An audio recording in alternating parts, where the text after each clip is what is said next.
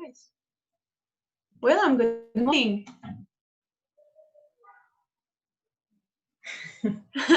How are you? עוד לא עם האודיו. Good morning, Willem. You are muted.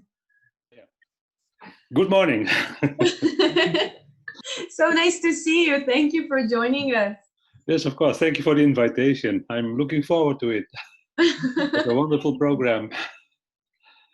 Thank you. Everything all right? Everything under control? Yeah, I think so. When it's on Zoom, these things are much more easy to organize. Yeah. Well, I would have preferred to come along, but that's not how it is today. Yeah, also. Yeah. Are you expecting a lot of people from outside? Did you send it around the world? We just sent it to friends and colleagues, but we don't know who would join us. We have no idea. Yeah. Well, we'll see. Yeah, already I think they're. Good morning. More and more. Yeah. It's still dark with us.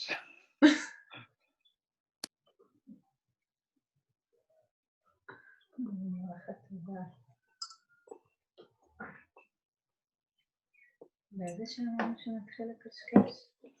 Invitation. כן, ב9 והיה 10 מילות הפתיחה, נכון? אני לא זוכרת. כן.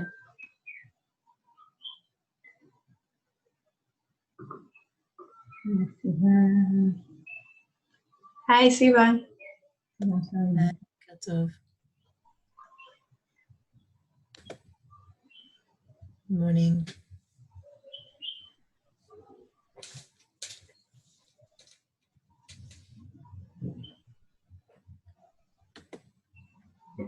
Willem, is it still dark in the Netherlands? It's still in the middle of the night, you know. I'm hardly awake. No, it's 8 o'clock. But it's still dark, yes. Wow. North.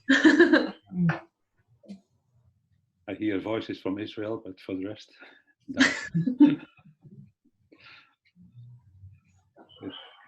It'll become daylight not before 8:30, and sun goes down around 5 or before. So it's what you call winter. Sounds difficult. Yeah. So we should not complain. No, we don't complain. It's nice. It's all right. The weather's not too bad. And we are sitting inside anyway. Yeah. So the cats are lucky. They are so happy. They might join us. No, they couldn't care less. I'm sorry.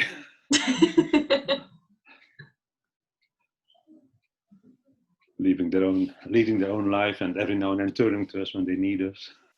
That's about it. That's why I have a dog. Do you talk to him? All the time. All the time. And will we see him today? Her and perhaps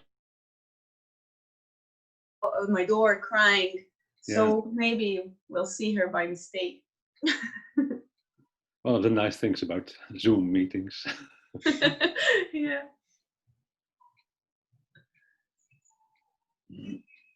Hi, Dima. Hi, Talia. Hi. Everybody. Morning. Hi.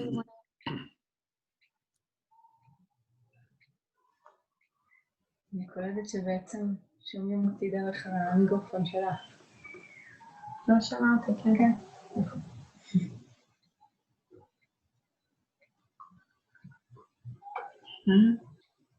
Okay, open and marks בקשר לעסק.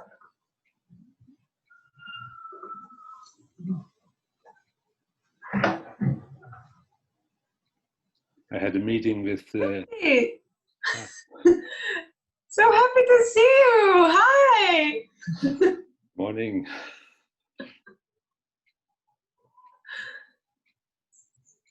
Thank you so much for coming. You're welcome, Daniel. I know you.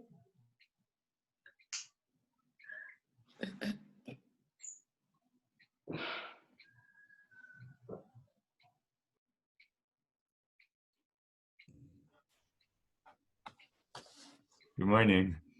Good morning. בוקר טוב. בוקר טוב.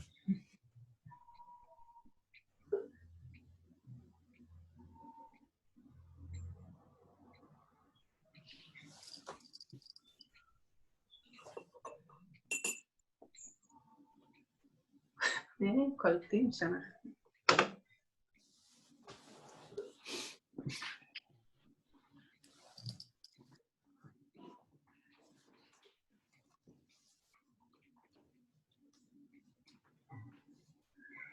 Hi, Annie. Sorry, good morning. בוקר טוב.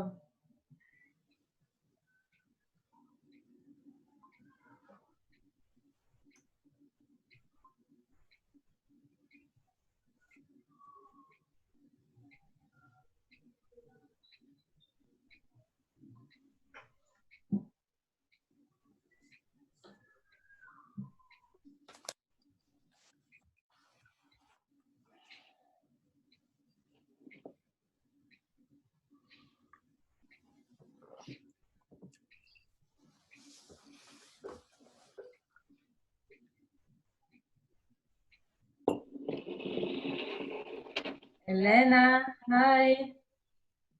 Ciao, Good morning. ciao. Good morning. How is the weather? Amazing. What do you ask? Groningen. Well, what are you speaking about? We're speaking about shades of gray. We are between 25 and 30 degrees. And soon the sun will come up and it will be blinding.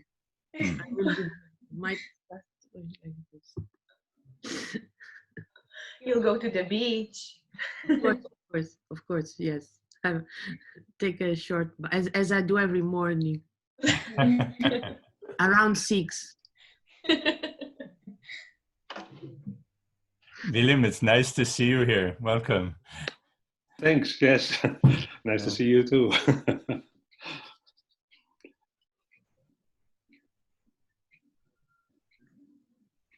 How are you doing? We're surviving. Everything is more or less okay. Yeah. And we now have our slot for vaccination in 2 weeks from now. Oh, yeah. So that's a nice start. Yeah. Yeah. Are there still restrictions with you? Yeah, and they're going to, I believe, reinstate even more severe restrictions within a day or two, probably, because the numbers are going up very dramatically now. Oh, again. Again, yes, right. Like with us. So Yeah. we are supposed to sit at home and visit internet meetings. Yes. Yeah. That's about it. Yeah, we're all living in Zoom, kind of Zoom space, Zoom time. Yeah.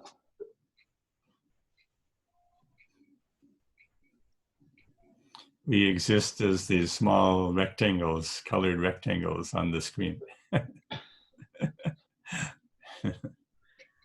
A new sense of self. a flying circle on the screen. So. Oh. Yeah. I see Eagle has now really matched with your words and created an angle. You moved to the Galilee, probably. It looks more like Munam. I think he's in Nar, aren't you? It's like Uti is what it looks like, or someplace like that. Right. Munar. Goeiedag, Elena. Ah. Dankjewel.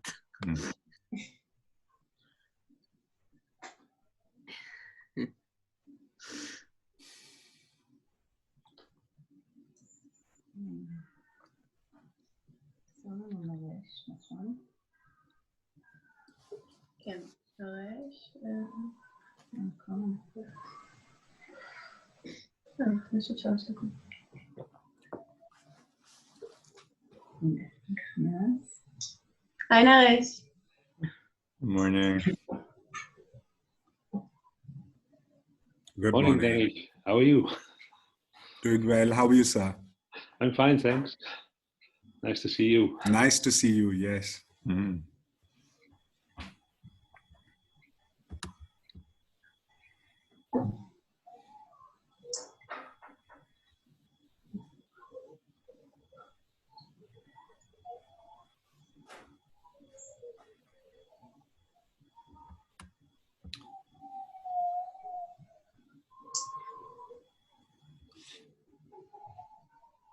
Danielle and Chemdad, I hope that you're serving coffee and cake in the interval at 11. We count on you. There was a plan, but unfortunately, the post in Israel is not really functioning. So Uh-oh. I That would see. be- Too bad. Yeah. We wanted to send everybody something, but if everyone were in Jerusalem or Tel Aviv, it would be living in all these strange places. We said no, no. It's I'm sorry. yeah, like fun. Like Groningen.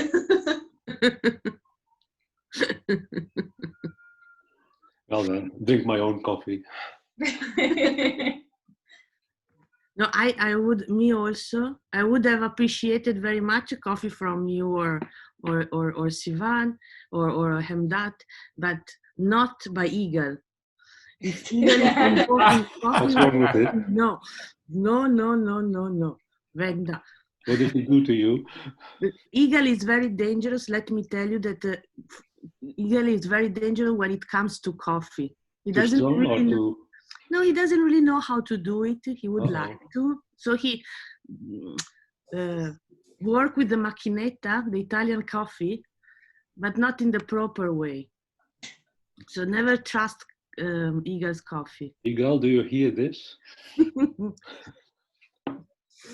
I really don't want to get into that. It's Uh-oh. you It's a can't judge long-standing. you can't judge a person who is suffering in the freezing temperatures. Of, Yeah. running, it's really would be unfair for me to engage in an argument. No. But we can give you a hint, which is that it has something to do with the size of the macchinetta, because it comes in various sizes. Anyway, let's just say I'm not even using a macchinetta unless I'm in the field. Yeah. And that's all. And that is about it.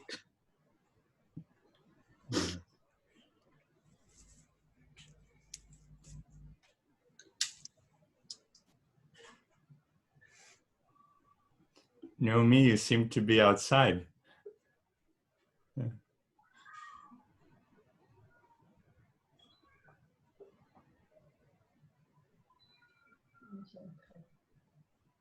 Okay, so I think we will open. Okay. Gosh.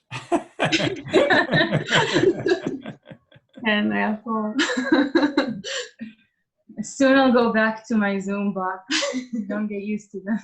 Amazing. yeah, it's really fun. So a few months ago, Chemdat and I sat together in a small cafe next to David's house called Michael, which unfortunately did not survive the COVID-19 crisis. And we talked about how we spent the last couple of years thinking about taking part in the Neem project and thinking about the incredible text we've been reading, which covers such a wide range of topics and ideas. And putting on the Neem project classes, we wondered if there really is something that connects all these texts together. Can these literary compositions, combined with the notions and aesthetics associated with them, can be referred to as co-members in one vast network or ecosystem, which they co-created and in which they flourished? If we assume that this indeed was the case, how can this new systematic approach contribute to our understanding of them? What extra layer of meaning are added? And is there a shared core? a specific, unique quality, characteristic, or features that glue all these things together? So considering all these questions, the idea that kept popping up in our conversation was one we talked about in the Neem project quite a bit, the development of a new sense of self in pre-modern South and Southeast Asia. Our text kept reflecting at us new forms of individuality, selfhood, self-understanding, and self-representation, which were in a constant state of development in the Neem period, and which found various ways of expressing themselves. However, this alleged new self is also very subtle. At times, it seems it encompasses all the literary compositions, visual artworks, and theatrical plays we worked on. At other times, we wonder if it exists solely in our imagination, and if the text just reflected back at us our presupposed notion of them. So, after 2.5 years of examining, or at least mentioning these topics in seminar rooms, cafes, and Zoom screens, we thought it would be a good time to start thinking about it more thematically. This workshop will be dedicated to an exploration of this alleged new self from various points of view. At the end of the day, we hope to get one step closer to define it. We'll have 6 speakers today that will examine these topics from their own research perspectives. The first panel will take us on a journey into the multiple selves reflected in South Indian Sanskrit compositions. The second panel will provide us with a glimpse into the literatures of the cosmopolitan vernaculars and will examine how this new self was expressed in Kerala Manipravalam and in Old Javanese. So I think we can. So thank you all for coming. Thank you all for joining us. And we hope it's going to be an interesting day. I bet it will be. So I think we can start with the first panel. So let me just introduce our speakers. I think most of the people here know them, but in case they don't. So the first panel will be of Naresh and Talia, Naresh Kirti and Talia Aryav. It will be titled Turning Out Other Selves, Nilakanta's Reflection on the Human Condition. Naresh Kirti works in the intellectual and performance tradition of India with special focus on South India and the Deccan. His areas of research include Sanskrit, Prakrit, and Kannada literature and poetology, metaphor theory, and pre-modern lexicography. Naresh conducted doctoral research on the semantics of sensory terms in Sanskrit at the National Institute of Advanced Studies, Bangalore. He studied Sanskrit, Prakrit, Kannada, Tamil, and Telugu. Other areas of interest include the Sanskrit lexicographer tradition of metaphor theory, currently a postdoctoral fellow in the Neem ERC project at the Hebrew University, Jerusalem, of course, with us. Naresh is studying the role of poetic topo in Kannada and Sanskrit literature. He's also examining the grammar of music and dance compositions from this period. Naresh is assistant professor in the School of Linguistics and Literary Studies at the Chinmaya University of Kochi. And Talia Aryav is a researcher of pre-modern South India, focusing on Sanskrit and Tamil literatures and on the world in which they were written and received. Her PhD project, titled Intimately Cosmopolitan on the Aesthetics of 17th till 18th Century Sanskrit Literature in Multilingual South India, is an analysis of a corpus of Sanskrit literary works of an influential milieu of affiliated poets centered around Nilakanta Dikshita, Ramabhadra Dikshita, and other related figures in the vicinity of the court of Tanjavur, particularly in the time of Shahaji II. Talia is interested in the ways in which these works reflect their authors' notions of literature, subjectivity, and tradition, and on larger related questions pertaining to the cultural, linguistic, religious, and social sphere of early modern South India. Talia is currently writing her dissertation in the Department of South Asian Languages and Civilizations at the University of Chicago, and is working in collaboration with the Neem ERC project. So thank you, and please. Thank you, Dania and Hamdat. Can I ask if you circulated the handout in any way? I didn't see that. Of course, I'm so sorry. I thought I put it in the chat box. So just wait a few seconds.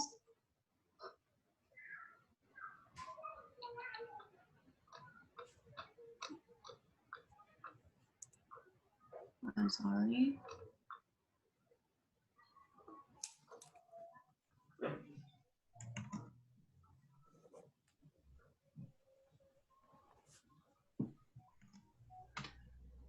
I put a link to the Google Drive, to a Google Drive link to all the handouts. So please see if you got it. Everyone has it? Let's see if it works.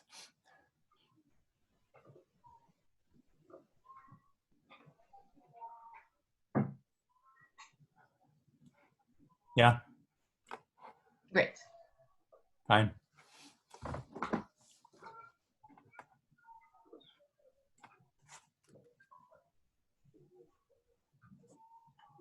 Okay, so shall we begin, or do people want to have time, a little bit of time to open the handouts? Is everybody okay? I'll take that as a yes. Yes. Yes. I think you can start. All right. Right, so hi everyone and good morning. This talk stemmed from Naresh's and mine joint reading and discussions of Nilakanta Dikshita's Nilakanta Vijaya Champu. I think almost everybody in this audience have already heard about Nilakanta, so I'm not going to present him here unless there are any questions about that, and you can ask us later on in the questions. But the Nilakanta Vijaya Champu is probably Nilakanta's most well-read composition, excluding perhaps his short Kali Vidambana. And we know this on the basis of the relatively large numbers and spread of manuscripts of this work.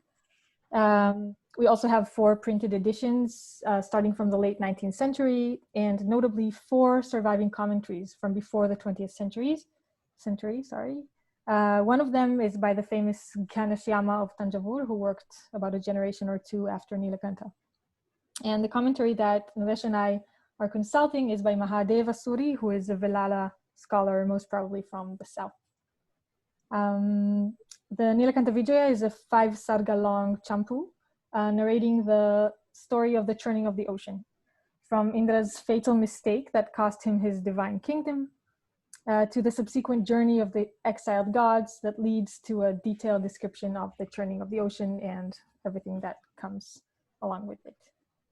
And we will be arguing that this champu implicitly, but quite pointedly, explores themes of human agency and authority. And we'll be pointing to related notions of self and subjectivity that come up in key instances of this text, and which have to do with the author's relationship with his God, with his interpretation of tradition, and with his aesthetic of play. And we often see in Nilakanta's positioning of the self a flavor that we would readily identify as modern. And this came up often in our Neem conversations. And so to follow this intuition, we'll present vignettes from Nilakanta's biography of the gods, and also some selections from other relatively recent poems. And we'll invite you to participate in an experiment wherein we examine the notions of the subjective self delineated in all of these. So we want to begin with the verse that is close to closing the mandala verses of the Nilakanta Vijaya Champu. It's the first on your handout, and it goes like this: Chauryena pranayena cha paharata palishu gavyan yapi styayante vikulod gitani gatha shataih Trailokyod bhatakala kutakabali kara prakaram punah stotum ke pratame pinama kavayo dured hikaras tunah. So one took away butter by theft or sweet talk, and poets reel out compositions hundreds of verses long. Another gobbled down the venom that plagued the 3 worlds, yet no past master ever described it. What then are my chances? So to begin from the ending of this verse, this is a very Nilakanta, extremely confident, witty, self-positioning. Nilakanta turns the conventional topos of the apology come boast into a harsh complaint to the poets of the past, who neglected Shiva's heroic role in the mythic churning. And this is a role that is literally breathtaking, right? We have Padasi, Trailokyod Bhartakala Kuta Kabali Kara Prakaram, it flows over the Yati break. And yet it was, to follow the logic of this verse, overshadowed by Krishna's mere fondness of butter. And this complaint also playfully points to Nilakanta's notable awareness of the literary history of Sanskrit poetry, its gaps included. This is a good example of Nilakanta's humor, which doesn't seem to fear trifling with colleagues and with a significant part of the long tradition of Sanskrit poetry. Quite the contrary. Or to put it differently, there is no anxiety. We sense no anxiety that his sectarian humor would be taken too seriously. One thing that is important to note in this verse is the parallelism between Shiva's epic swallowing of the poison and the author's craft of narrating it. It is strongly implied that authors who focus on Krishna's butter-smooth adventures do not face the challenges that Nilakanta does, as an author who takes it upon himself to deal with the Kalakuta venom. And they cannot, to complete the metaphor, save the three worlds. So keep in mind this near explicit comparison between Nilakanta and Nilakanta. Nilakanta comes back to this several times in the text, and so will we. So I hand the ball over to Naresh.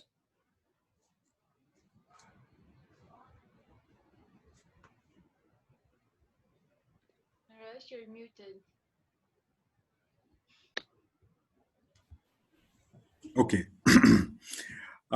We look next at a section where the gods want to improve their condition. So they, Brihaspati, who's famous for his eloquence, as their lawyer. And he's going to plead their case with Brahma. And let's look at the next verse where Brihaspati, who's this very gifted speaker, is pleading the god's case before Brahma. And he speaks about how they are in this abject condition. They can't even find food. When they lived in Swarga and enjoyed their divine status, they had Amrita to drink. And all the oblations that people offered in Yajna, the gods got to eat it. But now they have nothing, and stripped of their agency, they have no will. They are not able to do anything. They can't grow food for themselves. But if you looked at them, you may wonder, they seem quite well preserved, and they don't look particularly starved or anything. But Brihaspati, he anticipates this argument. So this is what he says to Brahma. Yadi jivitam etaihi tad ayusha kalpitena bhavataiva yatu yati mamsalata sapi annapaya shobhena. So this is not a conversation, but it's Brihaspati anticipating Brahma's questions, and in our translation we present it like a conversation. So if Brahma were to ask, how did they survive this long, Brihaspati would say, it's all because of the lifespan you ordained for them. And if Brahma were to ask, but they seem to be quite beefy, Brihaspati would say, it's all swelling because of starvation. And this is just part of Nilakanta's more detailed account of the wretched condition in which the gods are, how miserable they are. They never knew how even to grow food for themselves, and they are totally deprived. They don't have their power, they don't have their kingdom, and no food, of course. They're totally dependent on humans. But besides this general sob story on behalf of the Devas, what we find is the tone of this exchange. And Brahma and Brihaspati's conversation offers a different perspective from a very different vantage. It reimagines the Soma drinking, Amrita drinking gods in very familiar terms. And we see that Nilakantha doesn't suffer any anxieties of being disrespectful or sacrilegious. And Nilakantha uses these fallen gods, very earthly sufferings, to evoke familiar human experiences rather than some alien superhuman experiences. Contrary to, say, Levinas's formulation of the self, where the subjective self is described in terms of this unbridgeable, different other, here the assumption underlying Nilakantha's poetic act is that of this very close, almost outrageous similarity, that the gods are not so different. I hand it over to Talia for our next reading. So the next section we brought to you is from later on in the second chapter, in which the gods make their journey back from exile on earth that you've just heard something about, and through the different realms of Svarga. This part is at the very end of their journey, right before they enter Brahma's palace. And there they are challenged by the guards, who say, Nanu prataraagatasya puruhatana namno divaspatehe katitamaha purandaro namayam iti prichyamana davarikaid nirjara balavat antarlalajire. So the guards challenged them. Several kings of the heavens, all called Puruhuta, have come and gone since this morning. Puruhuta is a name of Indra. Which one of them is this Purandara, which is another name of Indra? And the gods were humiliated to the bone. So here, Indra's self-image has been, so far it's been bruised and worn down gradually through their journey in the realm of the real. And it has now reached a negative peak. Indra's singularity, his individuality, are brought into question as the doorkeepers of Brahma ask nonchalantly, so which Indra are you? And this belittling comment serves to remind the gods of their relative mortality, as Brahma's time cycles make those of the gods seem insignificant, to the point of questioning their identity. This moment depicts the gods' realization of worlds and timescales different and greater than their own. There have been several versions of the gods before them, several Indras even. And it is no accident that the gods are referred to as Nirjara, literally the ageless ones, as one of their many names. And we will see that Nilakantha does not take epithets for granted. This adds to the ontological crisis that confronts the gods, as their very definitive feature, Nirjara, is now on shaky ground. The ringing alliterative effect, Nirjara antarlalajire, emphasizes the god's awareness of the ironies of this label. And the deep humiliation that comes with this knowledge, antarlalajire, has a tantalizing effect and humorously raises a tension between the individual self with which one identifies and the mythological perspective that speaks a language of collective or generic selves. But in fact, while it is deeply humiliating for Indra to realize that there have been countless other Indras before him, just this morning, towards a new awareness of himself as a situated, relational, vulnerable self. Nilakantha is signaling that these gods are identifying with themselves as individuals, perhaps for the first time. And Nilakantha's accurate representation of self-realization often occurs through an exercise of envisioning oneself through someone else's eyes.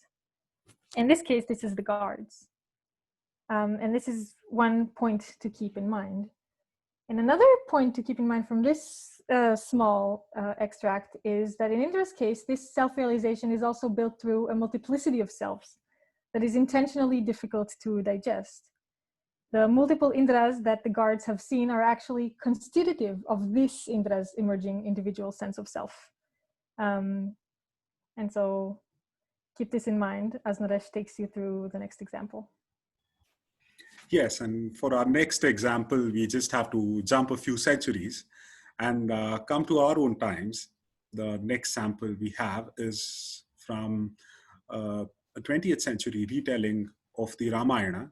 This is by the great Marathi English poet Arun Kolatkar. He was one of the most prominent Indian poets of the 20th century who wrote in English and Marathi. He often dealt with themes taken from the epics and the Puranas, not just the Sanskrit narratives, but also the Marathi local stories. And he recast these themes in his own striking style. This is from his retelling of the Ramayana called Drona, which is narrated, which the title has to do with these leaf cups called Drona or Donna. And Sita is sitting and making some of these leaf cups because there's not enough cutlery for the feast that they're serving. Anyway, but what we're going to see is a passage which is a conversation amongst the monkeys, the Vanaras, and the story is framed from the viewpoint of the Vanaras, who want to narrate what they think is their untold account of the Ramayana. There are at least 2 generations of the monkeys, and this is kind of an intergenerational conversation where they are speaking about which life is better, whether it's better to be human or to be a monkey. I think there should be no doubts about this, but clearly some of the monkeys, the younger generation especially, thought very wrongly that it was better to be human. And they are corrected by their elders. And the tale includes this very direct reflection on the human condition, again, from the Vanara's perspective, the monkey's perspective. Let's look at the excerpt. हे सर्ग, वाल्मिकी रामायणाच्या कोणत्याही पाठात आढळत नाहीत, पण वानरांच्यात शतकानुशतके प्रचलित असलेल्या रामकथेवरून ते घेतलेले आहेत. त्यातला काही भाग अर्वाचीन असणार हे उघडच आहे, पण त्याचा गाभा पुरातन असला पाहिजे यात शंका नाही. कदाचित Valmiki पूर्वकालीनही. The following sections are not found in any version of Valmiki's Ramayana, but they are taken from the tales of Rama that circulated among the monkeys for centuries and centuries. Obviously, some of it will be modern, but its essence must be ancient. There is no doubt about it. Possibly even older than Valmiki. We will probably recognize common elements in Nilakantha and Kolatkar's poetic projects in this device. Both use the very distinct experiential vantage point of the other. In Kolatkar's case, that of the Vanara. In Nilakantha's case, that of the gods, to gain a viewpoint on the human situation, one that is probably never available from within. Kolatkar poem tells us a bit about how modernity situates itself and defines itself, always by positioning itself with regard to the past. So the Arvachina is always present in our formulation of the Purvakalina. And there are many other striking features of his poem that we will obviously identify as modern. It is a modern poem, but it's up to you to see how many of these elements have ready parallels, or they are anticipated in Nilakantha. So some of these features would be, for example, taking the human experience as a theme of the Kavya. The theme of the Kavya is not about a narrow window of human experience, like say Shringara falling in love, or Veera going and winning a battle, but a more general and well-rounded account of the human experience. Second is narrating this human condition by foregrounding the other and the viewpoint of the other. And third, I think, and this is the most striking feature that we see in Kolatkar, and hopefully you also see in Nilakantha, is this playful, buoyant tone in dealing with what otherwise are very serious existential concerns. I won't for instance, point out to certain European authors who have dealt with existential human concerns, and they are far from being this playful or light while speaking about the human condition. Need we say who else does the things that Kolatkar does? Let's also think about this device for a moment. As we claim, is about the human condition. Where do the humans feature in it? Mortals don't feature in the dramatis personae of the Nilakantha Vijaya Champu, except some of them who are already enlightened and have been promoted to Brahma's world. But we hope that you and anyone who reads the Nilakantha Vijaya are convinced that it is the poet's extended reflection and masterful exposition of the human experience, and not merely a retelling of a Puranic tale either about the gods or about the glories of Shiva. Nilakantha is not the first Sanskrit poet to use a parallel narrative, a text length samasokti, if you will, to achieve his narrative and aesthetic goals. The Jatakas and Hitopadesha readily come to mind, as well as the more heavy-handed allegorical plays, which incidentally are super abundant in the Neem period that we are interested in. David has written about the Bhavana Purushottama play in his book More Than Real, and there are many more such plays. But what Nilakantha does do is that he strikes a well-balanced tone. His poetry is scholarly, his diction is classical, but it is not ponderous. He's playful and mischievous in lambasting the gods for their self-absorbedness, but he doesn't do it with a tired iconoclasm that we are so familiar with. A key feature of Nilakantha's tone is his bold, critical stance that somehow is very comfortable and coexists with his devotion to Shiva and his allegiance to the tradition. And for more on this, you'll have to read Talia and my paper about Nilakantha's devout irreverence. And so we've seen several common features of Kolatkar's and Nilakantha's that we use to test the boundaries of modern subjectivity in Nilakantha. And among these are the ways in which these authors situate themselves vis-a-vis their tradition, and the way they play around with its classical stories, as Naresh has just demonstrated for us. And we invoke Nilakantha's playfulness, but we don't really describe it.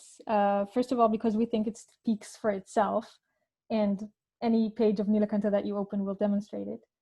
And second, because it's difficult to describe, and hopefully you got a glimpse of it from the examples above.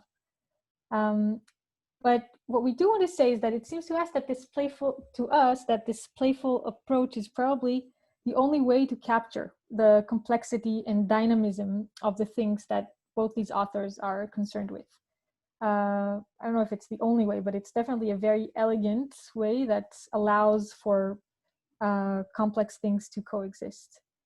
And as one last case study for this thought experiment, we brought an excerpt from the Hindi poet Maithili Sharan Gupt. Gupt might sound as a somewhat surprising choice because he's normally considered as a nationalist religious writer among the modern Hindi poets. He is a poet of the early 20th century, and similarly to Kolatkar, most of his themes are drawn from Puranic or epic stories. This is a poem about Nahusha, the human king who is featuring in the Mahabharata and elsewhere, who came to rule the heavens as a substitute during Indra's exile and, of course, failed miserably. This story is therefore available grounds for anthropological reflection on life in this world in comparison with its divine counterpart. Nilakantha, by the way, also briefly deals with the Nahusha episode in his Shiva Lilarnava. This is kind of a mirror story to the fall of gods to earth that we opened our talk with. So the following two verses are taken from the second chapter of this work of Nahush, in which Narada tries to convince Nahush to take on the office of Indra and praises Svarga over earth. But Nahush is still reluctant. And I'm going to ask Naresh to read the Hindi for me, please. So what does Nahush say? हम परिवर्तमान नित्य नए हैं तभी ऊ भी उठेंगे कभी एक स्थिति में सभी हम परिवर्तमान नित्य नए हैं तभी ऊ भी उठेंगे कभी एक स्थिति में सभी रहता प्रपूर्ण है हमारा रंगमंच भी रुकता नहीं है लोकनाट्य कभी रंच भी. Right, so we constantly change, renewed every day. When everything is the same, it is a terrible bore. Our theater, too, is ever full, and the show never stops, not for a bit. Right, this is Nahush to Narada about not wanting to go up to heaven. And then he says, व्याधि जरा मृत्यु है तो जन्म भी तो है नया आज फिर नूतन हो जीर्ण हो के जो गया आवश्यक विष भी कभी है योग्य मात्रा में स्वर्ग भी विराम एक है हमारी यात्रा में. So there are sickness, age, and death, but there is also new birth. Worn out, one departs, only to return renewed. Sometimes, in the right measure, poison too is needed. Svarga is but a stop in the journey. So Gupt's use of the Nahusha story is striking, and in a way it's similar to Kolatkar's retelling of the Ramayana and to Nilakanta's account of the churning, because Nahusha's conversation with Narada is an explicit juxtaposition of heaven and earth, which is really a reflection on life on earth, and a celebration of it. Things that would usually be described as shortcomings of human life are turned around and described as the very advantages of it. What makes human life dynamic and worth living. Human lifespans are shorter and better, as the Amrita drinking gods are permanently bored and they don't often travel. And Visha, the venom, or mortality thematized through the venom, is a source of beauty and interest. And here we leave it to you to make tempting comparisons with Nilakanta.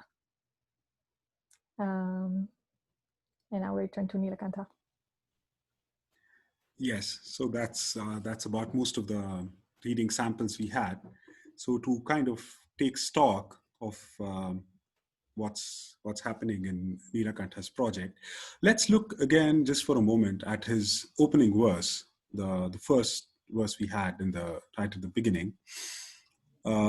चौर्येण प्रणयेन चापहरतः पल्लीषु गव्यान्यपि स्त्यायन्ते चरितानि चेत् कविकुलोद्गीतानि गाथाशतैः त्रैलोक्योद्भटकालकूटकबलीकार प्रकारं पुनः स्तोतुं के प्रथमेऽपि नाम कवयः दूरे अधिकारस्तु नः. And as Talia has pointed out very rightly to us in previous talks, Nilakantha, though he's from this family of erudite scholars who were all polymath and wrote in a bunch of disciplines, he finds his truest voice, both artistic and scholarly, in poetry. And poetry is the clearest medium that he chose for the articulation of his views on the nature of humanity, godhood, and everything in between. And in this poem, he has taken up the theme of the cosmic churning of the Samudra Mathana. And if you think about it, the imagery of the churning, the Mathana, is very domestic. It involves this intense activity within a rather closed space. Usually they have a long, narrow pot with cream in it. And I think to a lot of us here in Israel, rather than the image of butter being churned out of cream, the image of making tahina may be more close to heart. And but if you can just imagine for a moment cream being churned into butter, so you have this churning that happens in a narrow space, and it separates out some matters and creates clarity, and this concentrated essence and goodness floats into sight. But as Nilakantha not so subtly told us, this is the pop churning that some gods and many poets have already explored ad nauseum. But there are other churnings that involve more agitation and upheaval. And there often many bitter things emerge. And it's this kind of tough churning that Nilakantha speaks about. And we saw in the verse how Nilakantha contrasts the task of Krishna's eating butter and Shiva's swallowing the bitter poison pill, so to speak. And he very deliberately invokes this image again towards the end of the text. At the crucial moment when Shiva is going to drink the halahala poison, in Nilakantha's own words, he says, Ma bibhita iti madhava iva navanitam umadhavaha garalam upayuyuje. So Shiva said that Shiva, Uma's husband, Umadhavaha, Ma bibhita, he said, don't fear, iti. Madhava iva navanitam, like Krishna would drink butter, Shiva drank this poison, Garalam upayuyuje. And it was, as it's quite clear from the opening verse, the Nilakantha Vijaya is also a project of self-churning. If the episode of the churning of the great ocean, of the Milky Ocean, is localized in the 4th chapter of the Nilakantha Vijaya, this theme of the introspective churn of the fallen gods permeates throughout the text. And Nilakantha is not exempt from this mathana or churn. The text is the result of his own introspective churn. And more than one, he points us to the parallel between himself, Nilakantha Dikshita, and another Nilakantha, Shiva. Or to put it in terms that we are more familiar with, thanks to Dima in large part, and Dharmaraja a little bit, Nilakantha, the beginningless Ishvara Sakshin, and Nilakantha, the 17th century Jiva Sakshin. Nilakantha's choice of title seems fine if straightforward, but it merits closer attention. Our poet was born as a Nilakantha, but Shiva had to earn his claim to Nilakanthahood. Exactly. This is the episode at the center of our narrative, the moment of great drama when all the universe was in the threat of being poisoned by the churned out Visha. The similarity is built in layers throughout the text. So, for instance, in the crucial moment before the swallowing of the poison in the text, toward the end of the 4th Svarga, in a longish stuti to Shiva, stuti praise, sung by the gods, it is a prose stuti, which is built in paired vocatives that are remarkable in their balance of rhythm and rhyme. And towards the end of this stuti, and this is on your handout, we have Kala Kantha Ruchi Ghatita Lavanya, Nila Kantha Makhi Nihita Karunya. So beautiful with the dark luster of your throat, you favor Nila Kantha Makhin being our author. So the first vocative refers to the very moment that Shiva earned this epithet. And the second one is Nilakantha writing himself into the poem. This is a small but significant self-insertion that reminds the reader towards the most critical moment of the text of the person behind the pen and his own churning or swallowing. The symmetry of the cloud Nilakantha and Nilakantha Makhin emphasize the mutual identity built throughout the text. And just keep in mind the framing title of this work, the Nilakantha Vijaya, the victory of Nilakantha. Evidently, there are two Nilakanthas at stake. Nilakantha Shiva is Nilakantha Dikshita's or Nilakantha Makhin's chosen god. He is his Ishtadevata. Shiva is an integral part of Dikshita's identity. Nilakantha is writing his own Vijaya with the story of his god. And this hands us significant clues about his very idea of the self. This is a self that inscribes and expresses itself in relation to its personal god. A deft telling of Shiva's well-known story is, somehow, also the author's private story. And we think that this interplay of outer and inner churns is key to the models of subjectivity that frame Nilakantha's thought.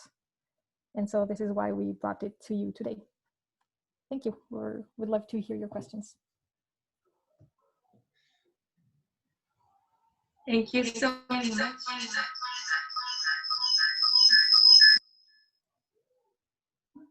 Okay.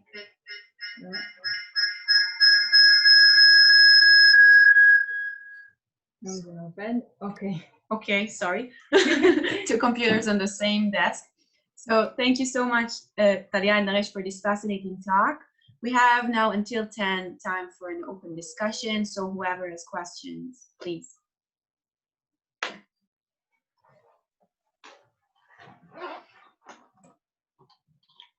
Can I ask a question? Yes, go ahead, Dima. So, Egan. Oh, Egan, sorry. Okay, Dima first. So let's do it like that because some people raise their hands and some people just open it. Let's have a free discussion. Who wants to speak, speak. And if two people speak at the same time, then I will tell one to speak later. Okay. So Dima, please. Yeah, so Naresh and Dalia, thank you for a really interesting talk. You're I want muted. Oh, am I? No, we can hear you fine. You can hear me. Yeah, so I thought that for Nilakanta, writing a poem about Nilakanta, it's a rather personal thing to do, right? And I wonder how common it is during this period and whether his way of narrating a story of a different Nilakanta is kind of a way to enter himself into a poetry where maybe it is not that acceptable. So what do you think? Should I answer and then you follow up? Yes, sure. Yes, I mean that was basically the starting point for our talk as well. This realization that Nilakanta is writing a long poem about Nilakanta, and one of the things that I do think you're right that this is kind of a personal task, and it's personal and yet it is very, very public, right? It's using the well-known narrative of Shiva the god, and the idea is that this indicates this idea of a self that has these aspects, right? Because God is both within Nilakanta and and God Shiva, who is all-pervading and is everywhere. So writing himself is also writing the well-known story of Shiva, and this tension between the personal and the collective is, I think, what really makes for this subjectivity. What do you think, Naresh? Yes, that's absolutely right. And at the risk of bringing you all forcibly, along with Talia and myself, into the Nilakantha Dikshita fan club, it is quite rare and it is rather remarkable because Nilakantha's equally talented brother, Atiratra Yajva, he wrote a similar champu. In a way, he wrote a mirror champu on the story of Tripura, Shiva's destruction of the three cities, called the Tripura Vijaya champu. And it's beautifully written. It has a similar long stuti at the end, but you don't see this kind of text length poetic conceit. And he could have somehow made it about Shiva's connection to the Atiratra sacrifice and connected it to his name. But I suspect Atiratra Yajva couldn't have managed it. It would have fallen flat on its face. And you needed someone with Nilakantha's sophistication. And we always are surprised that he didn't write too much Shastra. He has one text on Sri Vidya Tantra, I think. But if you look at the text, everywhere it's he has all these allusions to the many scholarly fields that he was learned in. He kind of incorporates phraseology from the Upanishads. He uses occasionally a Mimamsa kind of argument to blackmail Brahma into helping the gods, and so on. And there's more than one instance. There's this very striking episode when the gods go through the 7 outer chambers of Brahma's world, the Satyaloka, before going actually to the entrance where they get asked this question, which Indra are you? And in the outermost chamber, you have the Gandharvas and Apsarases practicing their music. And in the next chamber, there's all these masters of philosophy, Kanada and Gautama, discussing their sutras. And then in another chamber, there are all these sannyasins and monks. And in the discussion of the innermost chamber, those who belong to the inner circle of Brahma, so to speak, Nilakantha describes these great scholars who have given up everything, even religion, they've even given up sannyasihood. They don't need to be renunciates, who spend their time in the discussion of the Veda and in resolving any seeming contradictions there through their discussion of philosophical matters. And short of putting a see that the person that Nilakantha is describing in the innermost circle of Brahma is himself and people like him. These scholars who have kind of transcended their devotional, theistic, sectarian identities and are using this kind of these scholarship without boundaries to understand the canon in its truest sense. So you're right. It's on the one hand, it's Nilakantha kind of narrating the story of Shiva, who shares his name, but it's much more than that, and it is, I think, quite special. And I think the credit for discovering this parallel goes to Talia mostly.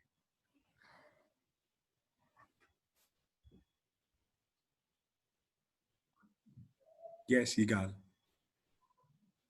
I just wanted to first say that this was a beautiful talk, and that I want to commend a few things. One is the connection between Nilakantha and Kolatkar, and the more general tendency to connect.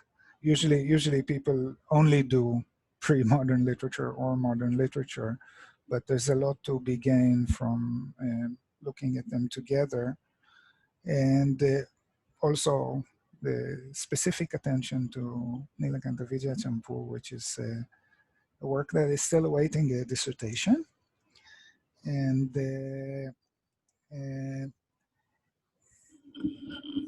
now and so many of the beautiful themes that you've mentioned, and as is always with this group's conversation, we feel that there is something very new, but it's very difficult to put our fingers and find the right vocabulary on what exactly is that thing. So just I'll give a few examples from what you said, which I think was very interesting. Like just the fact that the human condition is being looked at as preferred to the divine condition is not in itself new in Sanskrit poetry. It's there in Amaru, it's there in Naishada, and in Nala story, and so many other things. And just this kind of desacralization itself is not playful and gentle though it is not enough. So two themes that you brought up seem to me very special. One is the theme of inflation. Nilakantha speaks about inflation in poetry and inflation among gods. Like there's so many, only since 7 in the morning there have been 8 Indras here, and there's so much poetry about Krishna drinking the ghee or stealing the ghee. You know, there's like too much of that. There's something about this image of inflation and the refocusing of our attention to things that are not sufficiently important in the representations. There's something about that strikes me unique. And more importantly, about this personalization, even in moksha, even in being with God, Nilakantha keeps his unique individuality. That to me is something that is very important. So when he says that Nilakantha Shiva is Nilakantha Maki Nihata Karunya, in addition to all this like massive meta-poetic project of speaking about what Shiva is doing as if it is what he is doing, there's like something, there's like a special connection, a special personal connection that he has with Shiva. That special connection doesn't go away. That's like, that is not, you know, that old world of Vedanta moksha, you know, I lose my I lose my empirical self and become one with something else. No, no, that I think is something very new. So anyhow, thank you for this very, very wonderful talk. Okay, Just so a short response. So, are we done? Please respond to that, and after you will, sorry, but we'll have to close the discussion and move forward to the next step. No, I was just gonna say, well, thank you, and I think Naresh will agree with me that the way to it's true. It's to take both Dima's and Igal's final comment. It's all about personhood and about being and about a personal thing. And the way to be personal is always primarily, it has to do with God. There's a way in which the fact that he is Nilakanta that allows him. You cannot. This is the most This is how to be personal for Nilakanta. So, yeah, thanks. Okay, so it was amazing. I want to remind everyone that in the end of the day, we'll have a full hour of discussions, because I know we all have many other questions. We didn't really have the time, but you can keep them for later. And I will now want to introduce our next speaker, Dima, Dmitry Shevchenko, who will talk about, his talk is titled The Many Selves of an Actor, Perceptibility of Second-Order Character in the Natan Kusha and the Advaita Theory of Perception. And so Dmitry Shevchenko works on Brahminical philosophical tradition of classical India with a focus on theories of consciousness and liberation in Sankhya, Yoga, and Advaita Vedanta. He has a PhD in philosophy from the University of New Mexico. As an ERC Neem postdoctoral research fellow at the Hebrew University, he explores the pluralistic philosophy of Apaya Dikshita, the theory of perception in Dharmaraja's Vedanta Paribhasha, and interdisciplinarity in the writings of Brahminical scholars of the medieval and the early modern period. So thank you very much, Dima, and please. Thank you, Danielle. Danielle, can you allow me to share the screen? I'd like to use slides. I hear you.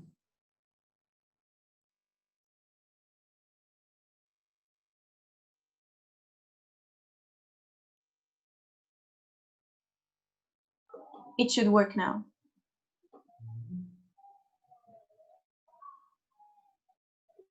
I also want to say that for those who just joined us, we have all the handouts in a Google Drive file. You can find a link on the chat box.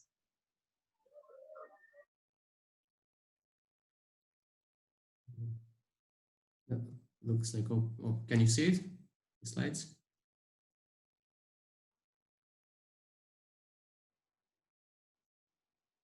Yeah, can you see it? No, cool.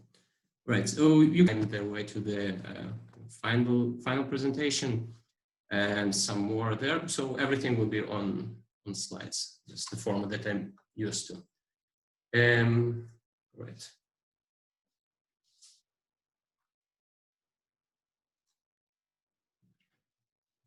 Right, so the topic of this presentation is a unique technique employed in the Kudiyatam acting known as Karnatam. It refers to the performance of also various characters by an actor dressed as one and the same character. For example, switching from the role of Hanuman to that of Rama while still in Hanuman's costume and makeup. The actor steps out of his or her main role and assumes the roles of other characters imagined by the main protagonist and works out the scene according to his or her skill and imagination. The question of the appropriateness of this custom has been raised in the Natan Kusha, a polemical treatise composed perhaps in the 15th century Kerala.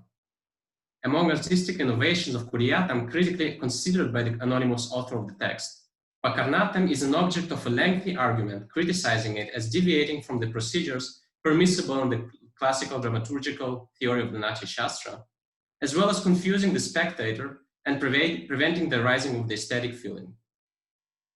However, in addition to normative considerations, Natankusha raises epistemological problems in respect to recognition of second-order characters by the audience, as well as in respect to their cognition and the actor's mind. During this talk, I will examine how epistemological debates between Indian metaphysical realists and non-dualists find their way into critical text on dramaturgy. I will also try to respond to the author's arguments from the perspective of Advaita Vedanta epistemology. The author of the Natankusha defines first-order characters and second-order characters as follows. The first-order character, or anukarya, is that for which the composer of a play explicitly prescribes to enter the stage. The second-order character, or amrishya, is not prescribed to enter the stage, and as the Sanskrit word paramrishya indicates, it is merely remembered or referred to by first-order characters. The two may change their positions according to the circumstances. A first-order character may become a second-order character in a different scene, and vice versa. Thus, in the Angulyanka, Hanuman is a first-order character, and Rama is a second-order character. In other scenes, they switch places. The author defines the personification of the first-order character as, quote, changing from being oneself to being Hanuman or other characters, end of quote. When an actor dressed as Hanuman enters the stage, the spectator immediately recognizes, this is Hanuman. Reference to a second-order character, on the other hand, is merely an indication of awareness of this character without its actual enactment as a role to be played. Some second-order characters are directly perceived by the first-order character and are found in his vicinity, such as plants and buds in the garden scene by Hanuman. Others are present only in the mind of the first-order character, who contemplates them, narrates their adventures, or recollects some past incidents involving them. Thus, even Hanuman is the first-order character. His recollection of his own deeds in the past has as its object Hanuman as a second-order character. Such second-order characters should not be personified by an actor while in the role of a first-order character, but merely communicated through speech and gestures.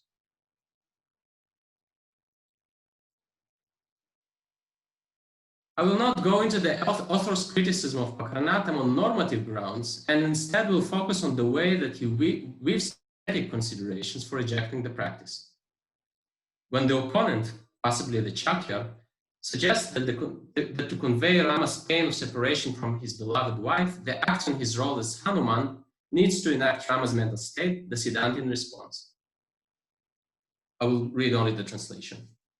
One does not recognize such mental states as the pain of separation as belonging to Rama, for how can they be recognized as such? When seeing a tail looking like a trembling crow in front of the spectators, there is no cognition this is Rama, but rather a cognition this is a monkey. At that time, however, the monkey would appear as performing something strange and improper. Here, the author claims that the costume of Hanuman prevents the rising of Rama's cognition in the spectator's minds. Even if the spectator somehow gets that this is Rama, she or he will be subject to two conflicting cognitions of Hanuman and Rama, which will cause the unsteadiness of the mind, thus interfering with the spectator's ability to enjoy the performance. It is perhaps the main point of the Natankusha argument against Pakaranatam, the mind burdened by conflicting cognitions which are not resolved may not produce aesthetic pleasure. It should be pointed here that although the word cognition, or titi, has a strong epistemic connotation, sending us to philosophical debates on pramanas and philosophy of mind, it also carries a distinguished aesthetic sense in the context of the rasa theory. As the influential Kashmiri rasa theorist Abhinavagupta emphasizes, every form of enjoyment in this world, as well as in drama, is based on some cognition, the aesthetical position of the Natankusha is that two incompatible cognitions interfere with the effect of each, just like a sweet and salty foods taken together do.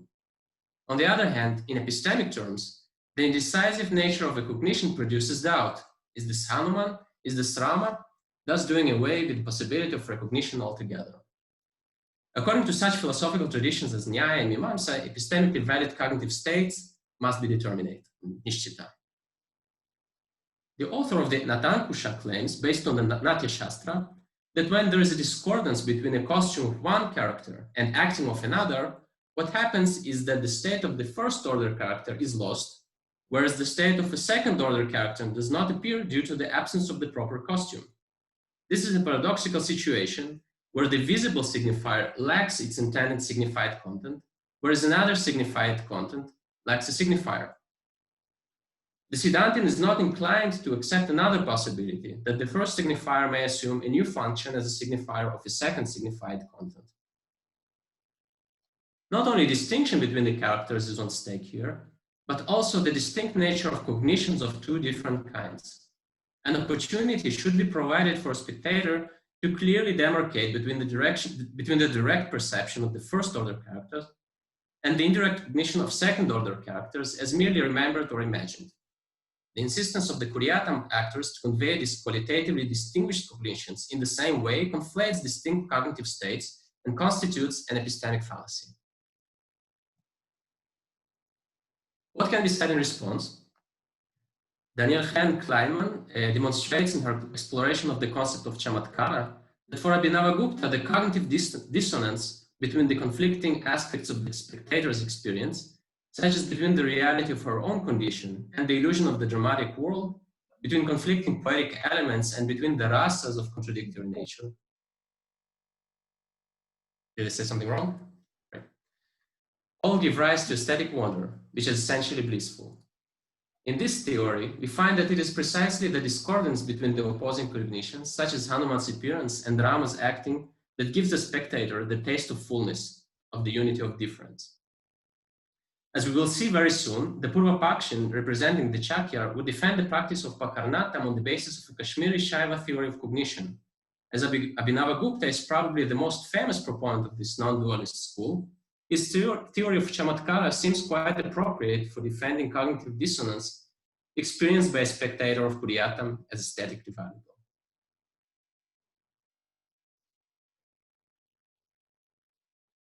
While communicating a second-order character, says the Siddhantin, the actor should not give up on his identification with the first-order characters, such as Hanuman, and should not assume identity with the second-order characters, such as Rama. Hanuman's relation with Rama is not a samavaya, a Nyaya term for the necessary connection between a substance and its properties, because Rama's inherent properties belong only to Rama, not to Hanuman. Nor is it a samyoga, an accidental conjunction between separately existing entities, because the present Hanuman may not have this kind of a connection with Rama, who is not present, but only remembered. It is rather the relation between the remembering subject and the remembered object, smartri smartavya bhava, or if the second order character is within the presence of the first order character, as in the case of the plants in the garden, etc., it is the relation between the apprehending subject and the apprehended object. Grahya grahaka bhava. By further framing the relationship between the first and the second order characters in terms of a cognizing subject or bodhri and the object of cognition, bodhavya, the author of the Natankusha continues to explore the epistemic implications of the two kinds of characters. Just like a person having a cognition, this is a pot, does not turn into the pot, in the same way Hanuman having a cognition of Rama does not turn into Rama.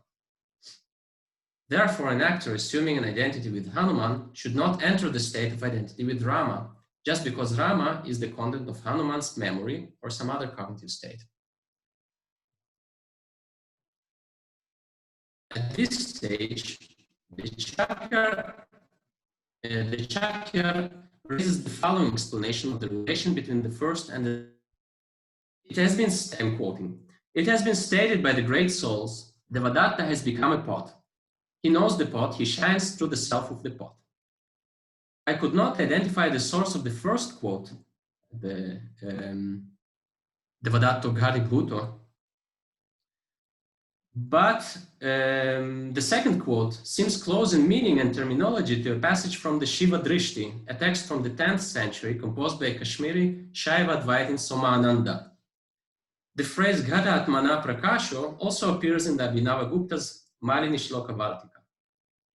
In Kashmiri Shaivism, to which these two philosophers belong, all things in the world are said to be of the nature of Shiva's consciousness. It is a school of non-duality, but as opposed to Advaita Vedanta, here the transformation of consciousness into a multiplicity is not illusory, but real. The Chakya seems to refer to a theory of cognition in this school, according to which Prakasha, the illuminating power of consciousness, manifests both the subject and the object of cognition as identical. My cognition of a pot, in fact, is inseparable from the pot's cognition of myself, whereas both of us are playful transformations of the same cosmic consciousness. The Chakya raises this epistemological theory in order to work with the Siddhantin's realistic separation between the subject and the object of cognition, and to justify the transformation of Hanuman into Rama, an object of his cognitive act. In response, the Siddhantin points out that the application of metaphysical non-dualism, which is a theory of motionlessness to a dramatic act, which rests on action, change, and differentiation, does not make sense. In fact, the author of the Natankusha commits a fallacy of equivocation because he refers to non-duality of Shankara's Advaita Vedanta, where ultimate reality is indeed motionless, whereas the Chakya has referred to Shaiva Advaita, where the change is real. I will return later to the question whether metaphysical non-duality of each of these schools is really improper as a theoretical grounding of Kuriyata. The Siddhantin continues to attack the Purvapakshans' recourse to non-duality. He argues that cognition is not possible for the one found in the state of identity. If the Devadatta is non-distinct from the pot, then how can he know the pot? The act of apprehension consists in the distinction between the apprehending subject and the apprehended object. If there is no difference between the two, apprehension is not possible.